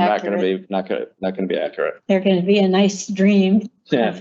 Yeah, I wish my pension was that big. Exactly. Okay, we've got a couple more pension questions, and then we'll move on to some Social Security questions. This individual is AA. If I'm collecting my pension and AA goes into bankruptcy, Is my pension that I'm already collecting affected? Most likely not. And the thing that could happen is if they were to convince the judge that they could turn it over to the PBGC, it went to the PBGC. If you're already collecting your pension, if you're over your normal pension age, and your pension is less than the maximum. I believe the maximum we're looking at is a pension of $56,500. Which we all wish we were getting. Yeah, I wish I was getting that. And so for us, that maximum isn't going to have an impact. If you're a pilot, you've got other concerns because your pension may very well be over that maximum. Or if you're younger and drawing, you may lose a couple of bucks. But for most of us, there will be no impact when it goes to the PBGC because we don't have any early reduction requirements that are in place now. Okay. I'm on Social Security disability. When I apply for my pension, will I get my pension as if I've received my full retirement age? I am 60 years old. The pension is independent of your full Social Security age. So if you have an LAA pension, you can get 100% of your pension at age 60. They don't know or care if you're getting Social Security. So it's completely divorced from that. Then LUS, that full pension age was either 62 or 65, right. depending on which carrier you started out with. Right. Okay. Did I hear that right? That AAL pensions can start at 60 only if you retire first. That is correct. The not having to retire is what we lovingly call the double dip. All right. Social Security. In Florida, no state tax, but there's federal tax. I understand we have to pay federal income tax on pensions as ordinary income between 10 to 37%, depending on the income bracket. The first 15% of my Social Security is tax-free, but then I would have to pay tax on 0% or 50% or 85% on the rest. My Social Security would be about $20,000 plus $70K gross annual income. Based on those numbers, could you tell me how my Social Security would be taxed? Yes. Look at the chart that I just posted up there, and you'll see that at 90,000, which is about the number on the back of the envelope here, the up to 85,000, the 40, you're going to be stepping through the bracket. So everything over 85,000 will be a 24. And that's a big step from 40 to 85. So I think your entire Social Security would be in that bracket. So you're probably looking at a 22% tax on the, and we have to go back to the Social Security chart. I'm not going to get that far back. Sorry. There's 15%. Yeah. The first 10% is going to be, oh, keep forgetting. There we go. No tax. No tax. The next, and I'm assuming you're single. 25,000. So. Yeah. Is 50. So everything over the 34%, 85% of it would be taxed at that 22% rate. So I hope that answers your question. Thank you. Are legacy PSA flight attendants still, quote, docked or receiving an offset from their Social Security benefit? If yes, why hasn't the union worked on getting rid of that? All right, the legacy U.S. Airways pensions all have what's called the Social Security offset built in to the pension. And the reason APFA can't do anything about it is because those pensions are already held by the PBGC. They're out of our hands, so there's nothing APFA or American Airlines can do to change that. Actually, AFA, the previous union, got rid of the Social Security offset prior to U.S. Airways' last bankruptcy. And because the change was made like less than 5 years before they went into bankruptcy, the PBGC didn't have to honor that change. So that everybody's so frustrated about the Social Security offset built into that pension because they spent good money, good negotiation time getting rid of it, and then it came back to haunt them because it had been less than 5 years. the change was made less than 5 years before they went into bankruptcy. I love to call that the zombie screw you, because they killed that and it came back to life. Yep, it is a zombie screw you. Is there a percentage of the reduction, and how is it calculated if it's reduced? Is it a percentage, or is it just? It's a flat percentage of your full Pension. pension, and then it gets reduced to flat percentage. And I seem to think that the percentage is driven by which pension plan you were in, and the bracket, the amount that you're earning from your pension. And if you look at your PBGC pension statement, you'll see all these different, there's like A, B, and C, there's some different things that show before. And it's also, if you're married, they hit you when your spouse turns their Social Security age too. So you'll see this is what it is before you turn your Social Security age. This is what before your spouse hits, and it's all based on age 62. Yes, so it's the early Social Security age. And then here's what it would drop to after you're both that age, But then there's another option lower down that averages it all together so you don't ever see a reduction. And I have talked to a lot of legacy US Airways folks who do that averaged amount so they don't actually see a reduction when they hit that age. So there's an option you can choose where all those reductions are averaged in and you don't see any change. Obviously, if you retire after age 62, it's already factored in and you don't have to worry about it. I think we've touched on this already, but taxes are taken out of Social Security. Yes. Yes, and Social Security, just like on your paycheck, you fill out a form that says, take out this much of taxes for me. We used to do that by declaring how many dependents we had. You also get the option to have taxes withheld from your Social Security. It's a little looser than your paycheck because you can actually say, no, don't take any taxes out, but you can elect how much and what percentage of your Social Security you want reserved for your taxes. Okay, one more and we'll continue on. This is back to the Roth IRA discussion earlier. A bit confused regarding Roth IRA. Am I understanding you cannot contribute to Roth IRA if you're over a certain income? And what if I'm over and have been contributing to it? I totally understand the question because we were talking about this cap, but the cap is on IRAs, not 401ks. So you can always contribute up to the 401k max. Yearly max. And then if you have that catch up as well. And it's not dependent. I mean, Doug Parker can contribute the 20,000 or whatever, which is 2 days for him. So. And then once you reach that, they don't let you contribute. They don't let you contribute. So yeah, you don't have to worry about having contributed too much. Yeah. Because there's a cap. But once you reach that, do the company contributions and match on your income still apply? That is a great question. Okay, Ding. So I put 95% of my paycheck into the 401k every month, and I want to keep 5% so I get my union dues paid because you really don't want to be dues arrears. And so I get my I hit my max like by June. I'm maxed out, and so I'm not going to have any more 401k deductions taken out of my paycheck for the rest of the year. But Kim says, but wait, I'm supposed to be getting that 2.5% contribution and match from the company. Yeah, and she's absolutely correct that you would be screwed out of that because, however, at the end of the year, you will get a special statement from the company and they call it the true up. And what they do is they go back and go, well, if you hadn't maxed out, if you'd spread that out over 12 months, we would have paid you X amount of dollars. We only paid you Y. They add in that difference. And the company contribution doesn't count toward your max.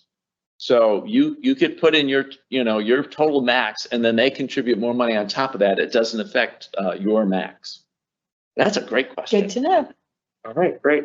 Good to move on. Okay, so we're moving on to all the fun stuff that I get to do at the end, the medical insurance options. So what are our possible medical insurance options when we retire? We've got COBRA, we've got the AA retiree medical insurance. And look how many dollar signs. Yeah, look how many dollar signs. This is an idea of how expensive they are. COBRA's pretty expensive.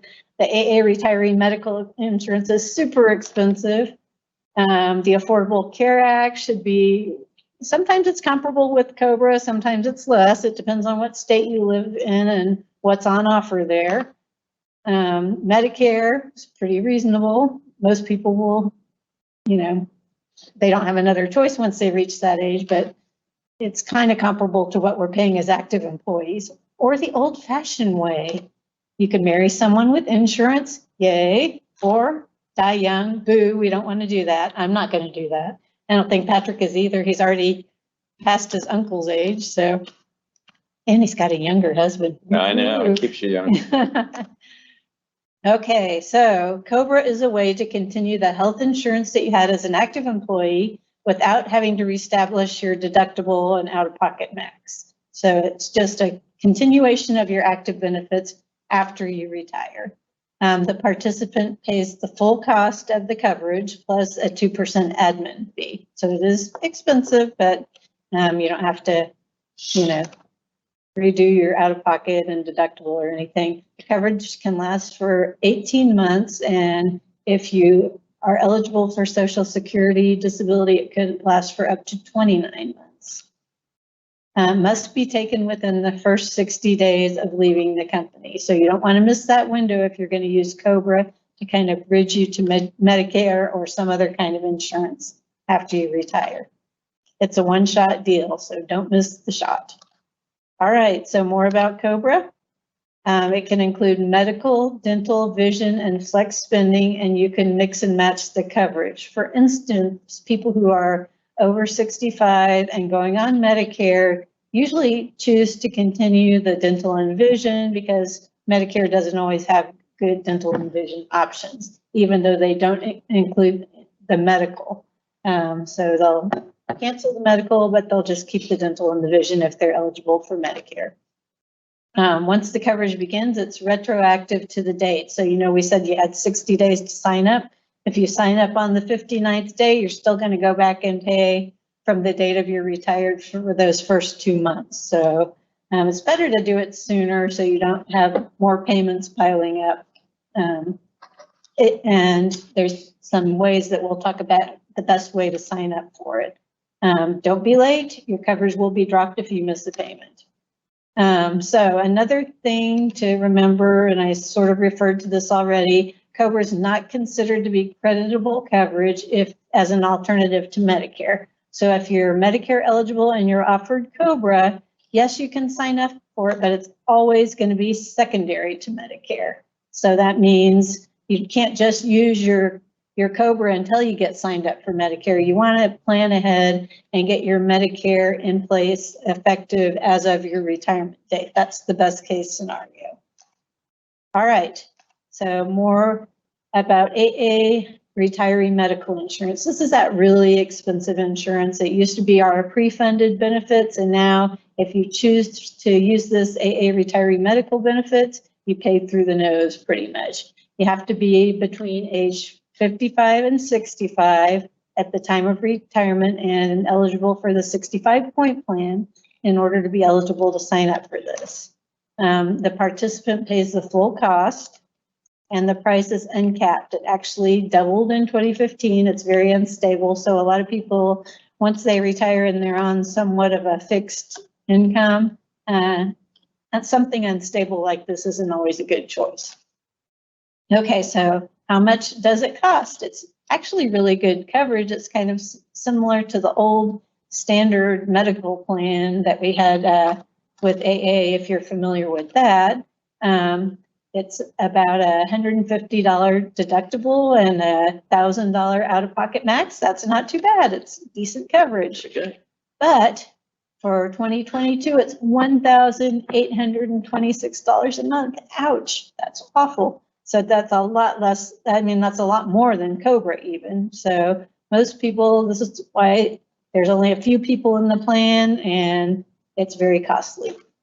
Now that our emotional support animal has fainted at the price of this insurance, what are we going to do? What are some other options?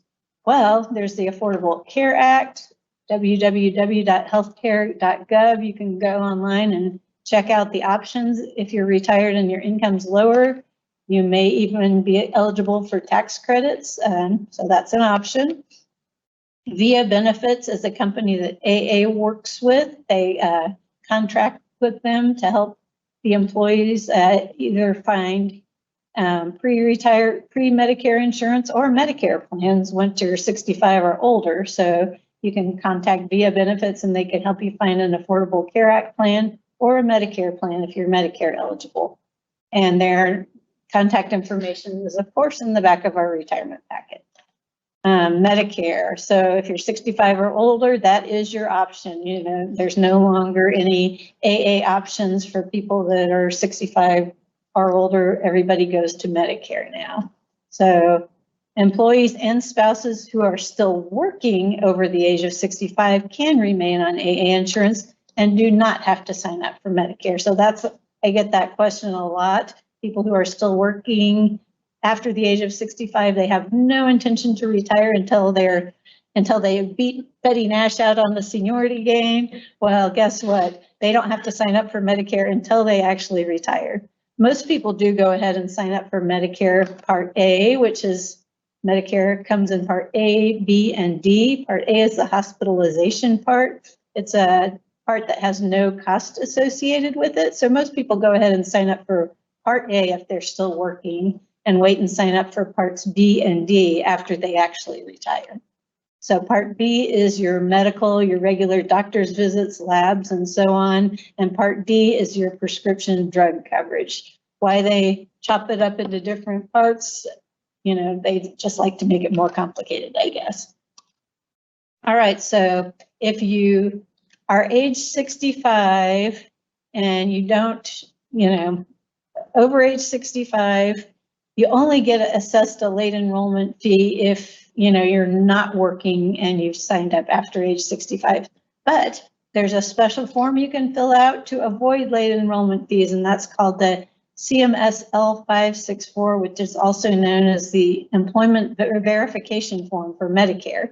So probably about 60 days is the best time. So you April VOP people, probably around the end of this month, you want to get this form and fax it to AA, or you can upload it on JetNet, and you send in that form. Here's what it looks like, and you fill out the top form. The company fills out the bottom form, and you send it into Medicare with your Part B application. And if you're over 65 and you're retiring, they're not going to assess you any late enrollment fees. It entitles you to what is called a special enrollment period for Medicare. So more about Medicare. There are also Medigap policies, which are also known as Medicare supplement plans. So regular Medicare Part B and A don't really have a deductible. So if something bad happens to you, the portion that you pay, your 20%, could get really big. No max. No deductible. Well, there's not a deductible or a max, I don't think. There's deductible, but no out-of-pocket max. Okay. So if you sign up for a Medigap policy, which is also a supplement plan, that's what gives you the out-of-pocket max. So that's going to limit your cost exposure if something bad happens once you're signed up for Medicare. There are 10 different Medigap plans available, and AA retirees have an 11th option. It's a Medigap VIBA trust plan, and it was specifically created for retired airline workers and other transportation workers. There's also what's called Medicare Part C, known as Medicare Advantage Plan. So you would choose either a supplement plan or an Advantage plan, not both. The Medicare Advantage plans are often considered desirable if you're in a big metropolitan area. They're structured a little bit more like an HMO. So you're going to have a network of doctors that you have to see and so on. If you're out in the country, it may not be so good, but if you're in Miami, Dallas, Chicago, LA, Philly, you're in pretty good shape with an Advantage plan. Just make sure you know what you're signing up for and consult a Medicare advisor, because they're the best source of information out there. Also, you can go to www.medicare.gov, and all the forms and lots of useful information will be available there. Okay, the health coverage tax credit, healthcare tax credit, known as the HCTC, was good through the end of 2020. 2021. And we've been still trying to, do a last minute Hail Mary and get it approved again for ongoing. But this is a tax credit that's available to people who are drawing PBGC pensions. If you're between 55 and 65, it would provide a 72.5% tax credit on healthcare related premiums on qualified plans. And COBRA is a qualified plan for the PBGC. It can't be used if you're still working and you're drawing your PBGC pension for your employer subsidized insurance at AA. It can't be used for Medicare, TRICARE, or Affordable Care Act policies. COBRA, yes, and there's a few other PBGC eligible plans out there, and we have some information about those on our website. Let's hope we can get it retroactively implemented for 2022 and ongoing, but we're still fighting that battle in Washington at the moment. Last I heard, they were attempting to make it part of the Build Back Better plan to continue the HCTC. And it's not officially dead yet. Yeah. Not moving, but it's Don't not hold dead your yet. breath, but stay tuned. Okay, so information, I guess if you were eligible in 2021, you could get information, you could still file for the credits through the end of 2021. So there you go. We're going to keep trying to get it refunded again on an ongoing basis. All right, so we've covered some very important questions. We've covered what do you need to retire? What do you get in retirement? What about income? Patrick did a great job on that. Now we're going to have a few little cleanup details of a few, what else do I need to research items. So we need to look at life events, optional insurance, dental insurance, your flex spending accounts. So life events. It's important to remember that if you're planning to go on your spouse's insurance when you retire, that your retirement date is the date that you would be eligible, they would be eligible to do a life event and add you to their insurance. So your retirement is your spouse or your partner's life event for adding you to insurance. They have 30 days and sometimes 60 days, but we always say 30 days or on the side of caution to file the life event and make changes adding you to their insurance coverage. If you're married to another AA employee, remember that when you switch to their insurance, your deductibles and out-of-pockets will reset. So you're going to have to meet the deductible and out-of-pocket again if you go on your AA spouse's insurance benefits. Okay, optional insurance. So examples of our optional insurance are all those AA added benefits such as MetLife, legal, long-term care, home and auto policies, pet insurance, employee life, and accident insurance. So with the MetLife, the long-term care, home and auto policies, and so on, you would just contact that administrator of those benefits within 30 days. And I think it's also 60 days. I think it's 60 days. 60 days now of your retirement, and let them know you want to continue that policy, and they will say, sure, I'll direct bill you. Now, in some cases, I know I spoke to somebody recently who got the Hyatt Legal, and she said they billed you for a year or 6 months at a time. So you may have to pay out the whole premium for the year or something, but you can continue those policies and you can be direct billed for them. The employee life insurance and accident insurance will end, but you do have the opportunity to port or convert these policies into a personal policy. And I think it's also, I think you have to contact the administrator within 30 days, but I think you have 60 days to get that done as well. So with, it doesn't, the good thing about the life insurance, you're going to pay more for it, but it doesn't require a physical exam to qualify. So they're not going to ask you any health questions to continue your coverage. You'd contact MetLife for information about the life insurance, and then you'd contact, if you wanted to continue your AD&D or voluntary personal accident insurance, you'd contact Lina. And we have the contact information in the back of our packet for all of this. Now, your long-term and short-term disability coverage will end, the coverage will end.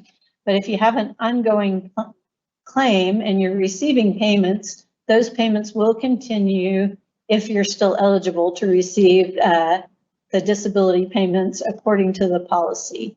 So your disability payments could continue, but your disability coverage is going to end when you retire. All right, dental insurance.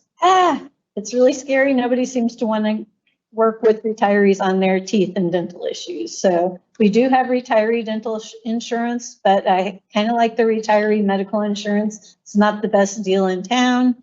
It's a high dollar, low benefit. So you enter in your zip code, you see how much it's going to cost, and it's usually you're paying more than the benefit you get. So most people go with something else. And fortunately now Medicare is starting to offer more options. And when you sign up for a supplement plan or advantage plan, they often have dental riders. So if you speak to a Medicare advisor, you should let them know that you're interested in some dental coverage, and they'll tell you what's available to you. Also, the AA Credit Union and Costco have dental clubs. So you can sign up, and it's kind of like a discount network where if you go to one of their doctors, you receive a discount. It's not actual insurance, but a lot of people find it works pretty well once they've retired. You go to dental schools and be a guinea pig. Once the bleeding stops, hey, your teeth will look great. Actually, a lot of people do this and say it works pretty well. So the American Dental Association has a list of dental schools, and you can go on their website and see if there's anything in your area that you could take advantage of. I also mentioned the Medicare supplement plans and advantage plans have dental riders available, so look into that. Also with the COBRA, I mentioned it before, if you're eligible for Medicare, most people do keep their dental coverage as long as they can, which would be 18 months beyond their retirement date. All right, flex spending. So you know how every year we're told if you don't use your flex spending money, you lose it unless it's $500 or less, that will roll over into the next year. So when you're a retiree and you're planning to retire, like for instance, for you April VOP people, if you put in to fund your flex spending account, the full amount for this year, you should use it all before you retire on April 1st, because that way AA is not going to charge you for the additional deposits. So you use it and they lose it when you retire if you play it right. If you leave the company with money in your flex spending account that you haven't used, then in order to access that money, you're going to have to continue your flex spending in COBRA, and you would be making those payments after tax, and you kind of lose the whole benefit of the flex spending account. So the best case scenario is for you to use the whole amount for the year prior to your retirement. All right, well, I think we've more or less covered but all those little extra things. So now it's your turn to decide. Are you ready to retire? Patrick, you have a few words on that subject? Yeah, I know this seems really complicated. There's a lot of moving pieces to it, but you've been bidding for years, so you know about dealing with lots of moving pieces. And there isn't anything here that you can't handle. Yeah, you have questions, but that doesn't mean you can't handle it. What else do you need to do before you leave? Start a list. The airline tends to run on checklists. If you spend any time around pilots, we've got checklists for everything. Start a list. There's a great checklist on page 39 of the APFA retirement package. Good slide. That's a great starting point. And if you print it out, you can cross it off as you get done, and you'll see that all those things are done. Just like a checklist, an emergency checklist, you do one step at a time in order. One task, one step. And pretty soon you'll find that you're in really good shape. I like to call mine my planned departure checklist, and it'll work wonders for you too. And again, you'll have questions. Don't be afraid to ask. You got through the entire flight attendant career by working with your fellow flight attendants and getting information from them. Don't change that process now just because you're retiring. Go ahead and ask questions. Make sure you understand everything you're making, decisions you're making. Having done that, you're prepared. You've got this. You're ready. Yay. Let's go. Woo! Good slide. Questions? All right. Let's start with COBRA. I'm currently on DFW Connected Care, but cannot find what the rate for COBRA would be for my spouse and me. Can you direct me where this info is? Thank you. I read that you will be on the same COBRA plan as your current insurance is. Actually, when you are offered COBRA, they do offer you the opportunity to change plans. So if for some reason you're on DFW Connected Care now and you don't think that's going to work best for you when you retire, you will be given the option to change plans when you sign up for COBRA. So that's one thing that back in the day, they didn't do it that way, but that's changed in the past few years. So DFW Connected Plan, I don't know the rates for COBRA. I can try and find that out for you. So if you email me at retirement@apfa.org, I can try and get that information. Or you could call Alight, our Benefits Service Center number. They would probably be able to find out for you. Or our health reps here at APFA might be able to find out for you as well. But go ahead and email me and I'll try and get you that information about the COBRA rates for DFW Connected Care. This one's kind of similar. What is the out-of-pocket cost for COBRA premiums? Is it the same deductions for premiums that we currently pay? No, it is not. It's a lot more expensive. So right now for COBRA, we're paying what? We're paying 20% and the company's paying 80%. And when we go to COBRA, we're paying 100% plus a 2% admin fee. So it definitely gets quite a bit more expensive. I think for the standard plan, it was like $700 and something a month for 2022. And again, I'm getting that information into the retirement packet. That's one of the updates I'm making, and all that information will be out by the end of this week and available on the APFA website. I would be interested in hearing the next steps needed for VUP employees, specifically those employees receiving the yearly salary, which ends about April 1st. Well, guess what? We've already had a checklist put together for the April 1st VUP people. It's out for approval by the national officers, and it should be online later today or tomorrow.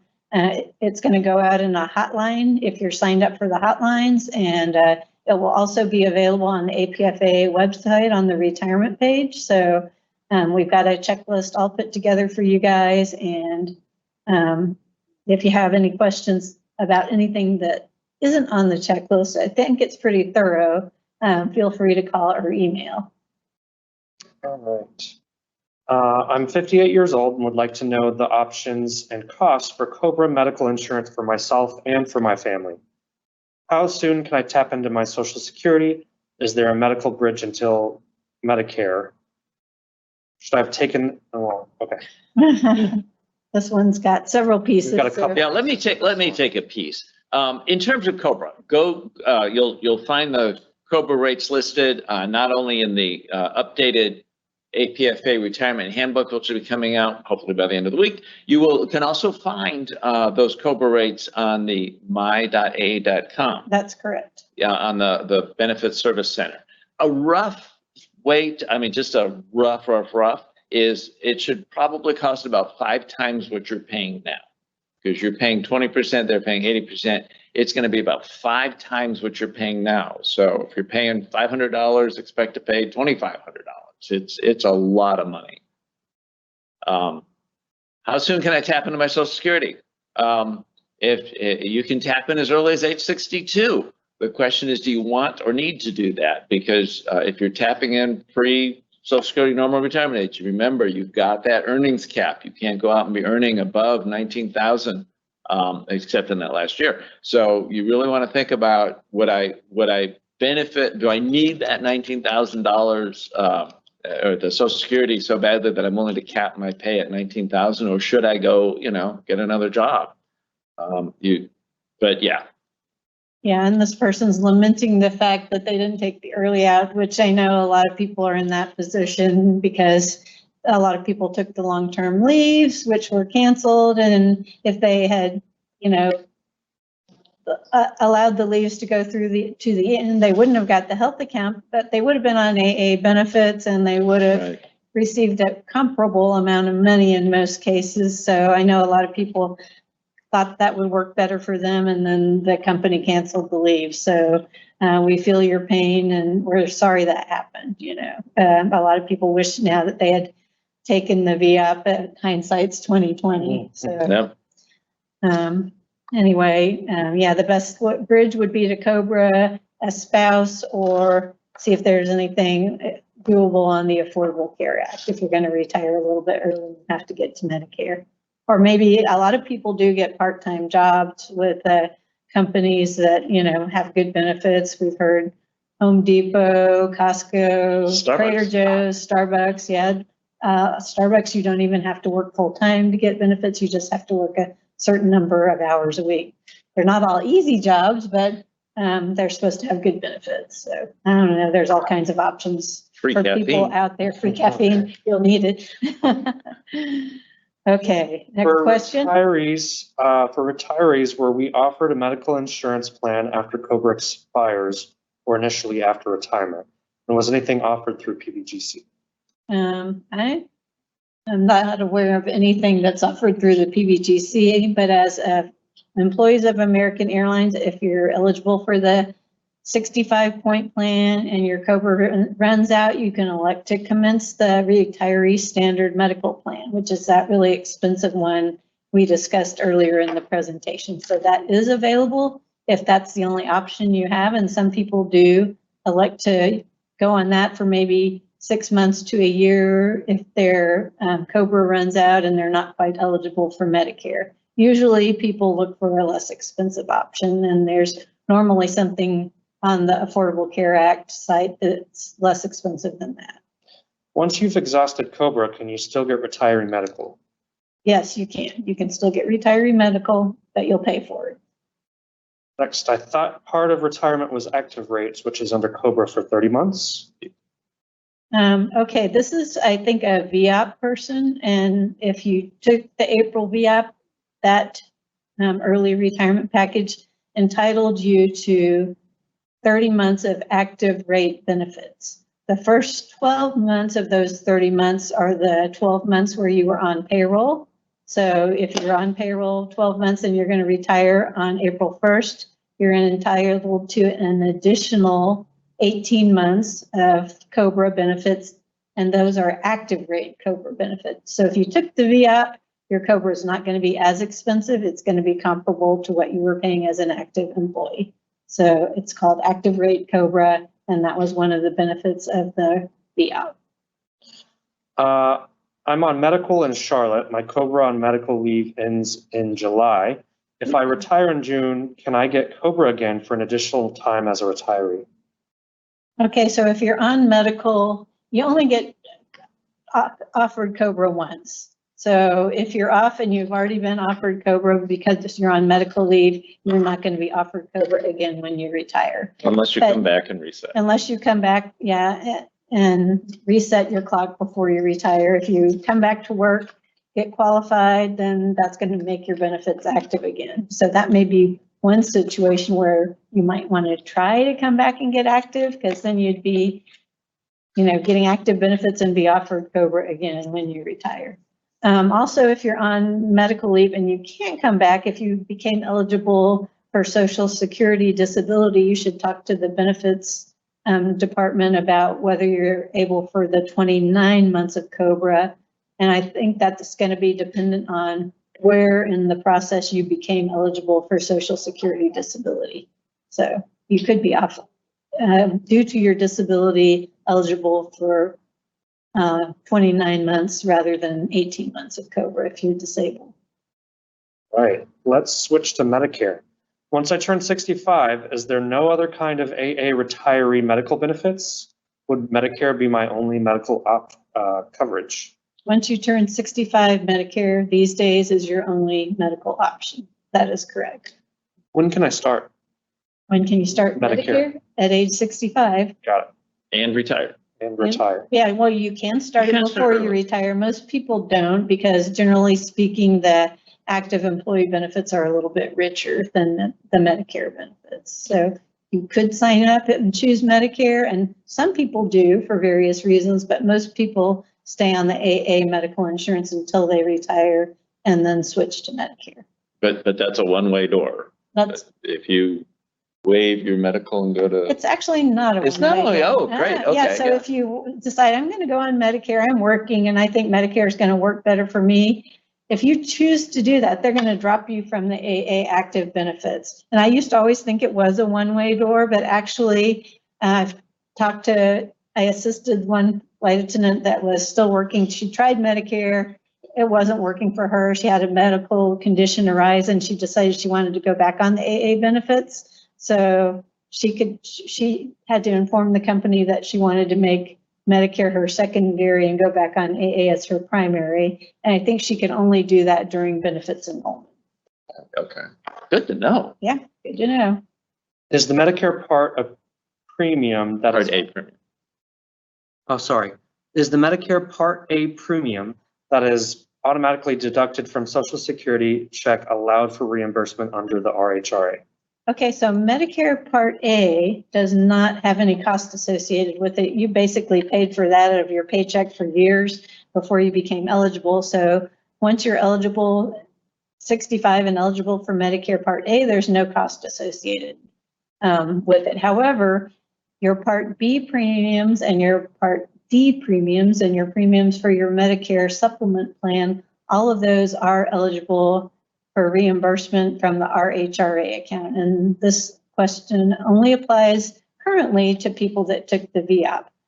So people who took the VOP have the RHRA account, and yes, you can use those accounts to get reimbursed for your Medicare premiums. Speaking of the VOP, we've got a question from an individual who took the VOP. There will be an approximate 2-year gap before Medicare. Any advice on looking for an insurance broker?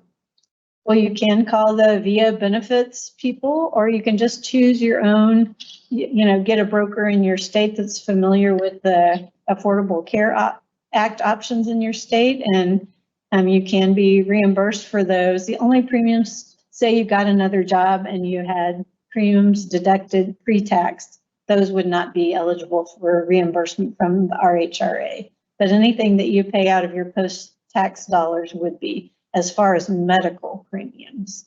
So, Are you aware of any special Medigap plans for retired airline employees? yes, there are, I think, 2 of them. There's one is the Viva Trust Plan, and I think there may be another one, and they're listed on the APFA retirement page on the APFA website. And I've dropped the link to the retirement page Okay. in the chat for everyone. Okay, last Medicare question, it looks like. Yay. I'll be 66 February 5th, but have not applied for Medicare. When can I apply, and how long will the transition take to switch and use Medicare versus Blue Cross Blue Shield? If you're already Medicare eligible, you can apply at any time. You just need to let Medicare know that you've been employed. And since you're older than 66, and then 65, that you've had coverage through your employer. You'd need to, even if you're still working and you decide to sign up for Medicare while you're still working, you need to send them that employment verification form showing that you've had coverage through your employer because you're older than 65. And usually 60 days is a good window for that. So you want to switch over to Medicare, I'd say request that form 60 days before you want to go on Medicare. If you're going to retire and go on Medicare when you retire, you should get that employment verification form and fax it in about 60 days before your retirement date. So for you April VOP people, that would be February 1st would be the perfect time to do that. All right, on to RHRA. The RHRA reimbursement account. Are Medicare Part B and prescriptions and glasses premiums covered for the reimbursement, and how do we submit? Yes, those are all covered. Well, they're eligible for reimbursement. And the information that the company is going to send out to all of you April 1st VOP people is going to tell you how to use the RHRA. So they will be sending something to you.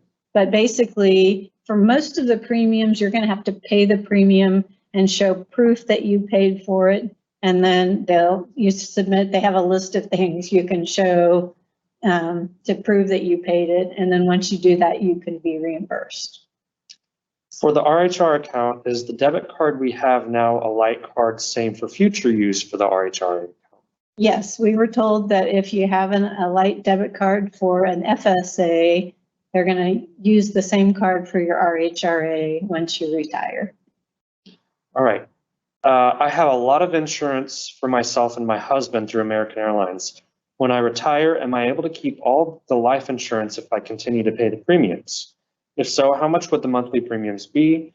And this amount would determine if it is worth it for me to retire. And I actually flew with this flight attendant the other day. She was very nice and shared the jump seat with me, and she had already submitted this question, but you are able to continue that life insurance after you retire. It is going to be a lot more costly, though. If you want to keep the whole amount of your life insurance, you are able to just port or convert a portion of your life insurance. So say you only need, you have, I don't know, a couple of 100,000 worth of life insurance now, and you only need maybe 50,000 to cover any expenses if you were to pass away or your spouse were to pass away. You can port or convert just a portion of your life insurance. You have to do that within 60 days of your retirement date. And I don't have rates. Usually they say contact MetLife and they'll send you a table with the rates. I have heard it's very expensive, and I will talk to some flight attendants who have received those rate tables and see if I can give you kind of a ballpark of how much that would be. All right. What's the VEBA plan entail? The VIVA plan, it's just VIVA. an alternative to the regular Medicare supplement plans that are out there. And is So- it better? It's, just another option. I don't know if it's necessarily better, but it's better for some people. Yeah, and if I can think comment it on, allows more travel or something Yeah. like that. as you're looking on supplement plans, what may be a good supplement plan for Kim is going to be different than what's a good plan for me. And so to say it's better than the others, for instance, some of the plans cover you on foreign travel, which may be important to you as a retired airline flight attendant. And for some of you, it's like, I'm never getting on an airplane again. So you don't care about that. So what is better? And if you download the retirement handbook, you'll find a link to their website, and it's skillsbar.com, but I'm not going to tell you that. And they will have rates on there for you. And again, they need to know what state you're in and so on. But yeah, or you can call them directly, and their phone number is listed in there as well. Fidelity told me that if I'm working at age 65, I should still apply for Medicare Part A 3 months before or 3 months after my 65th birthday to avoid any penalty. They are wrong. You will not be penalized for not signing up for Part A, and you won't get any benefit out of either. I have to give you a caveat. There's a few people, not very many, but there's a few people who might be hurt by signing up for Part A. So for instance, if you have the core plan. The core plan with the health savings account, did I get the HSA? And the HSA is the health savings account that you get to take with you. Now, not an FSA, which you use or lose, but the HSA, you put money in it and you get to take it with you when you retire, and you can use that money for your Medicare premiums, which is great.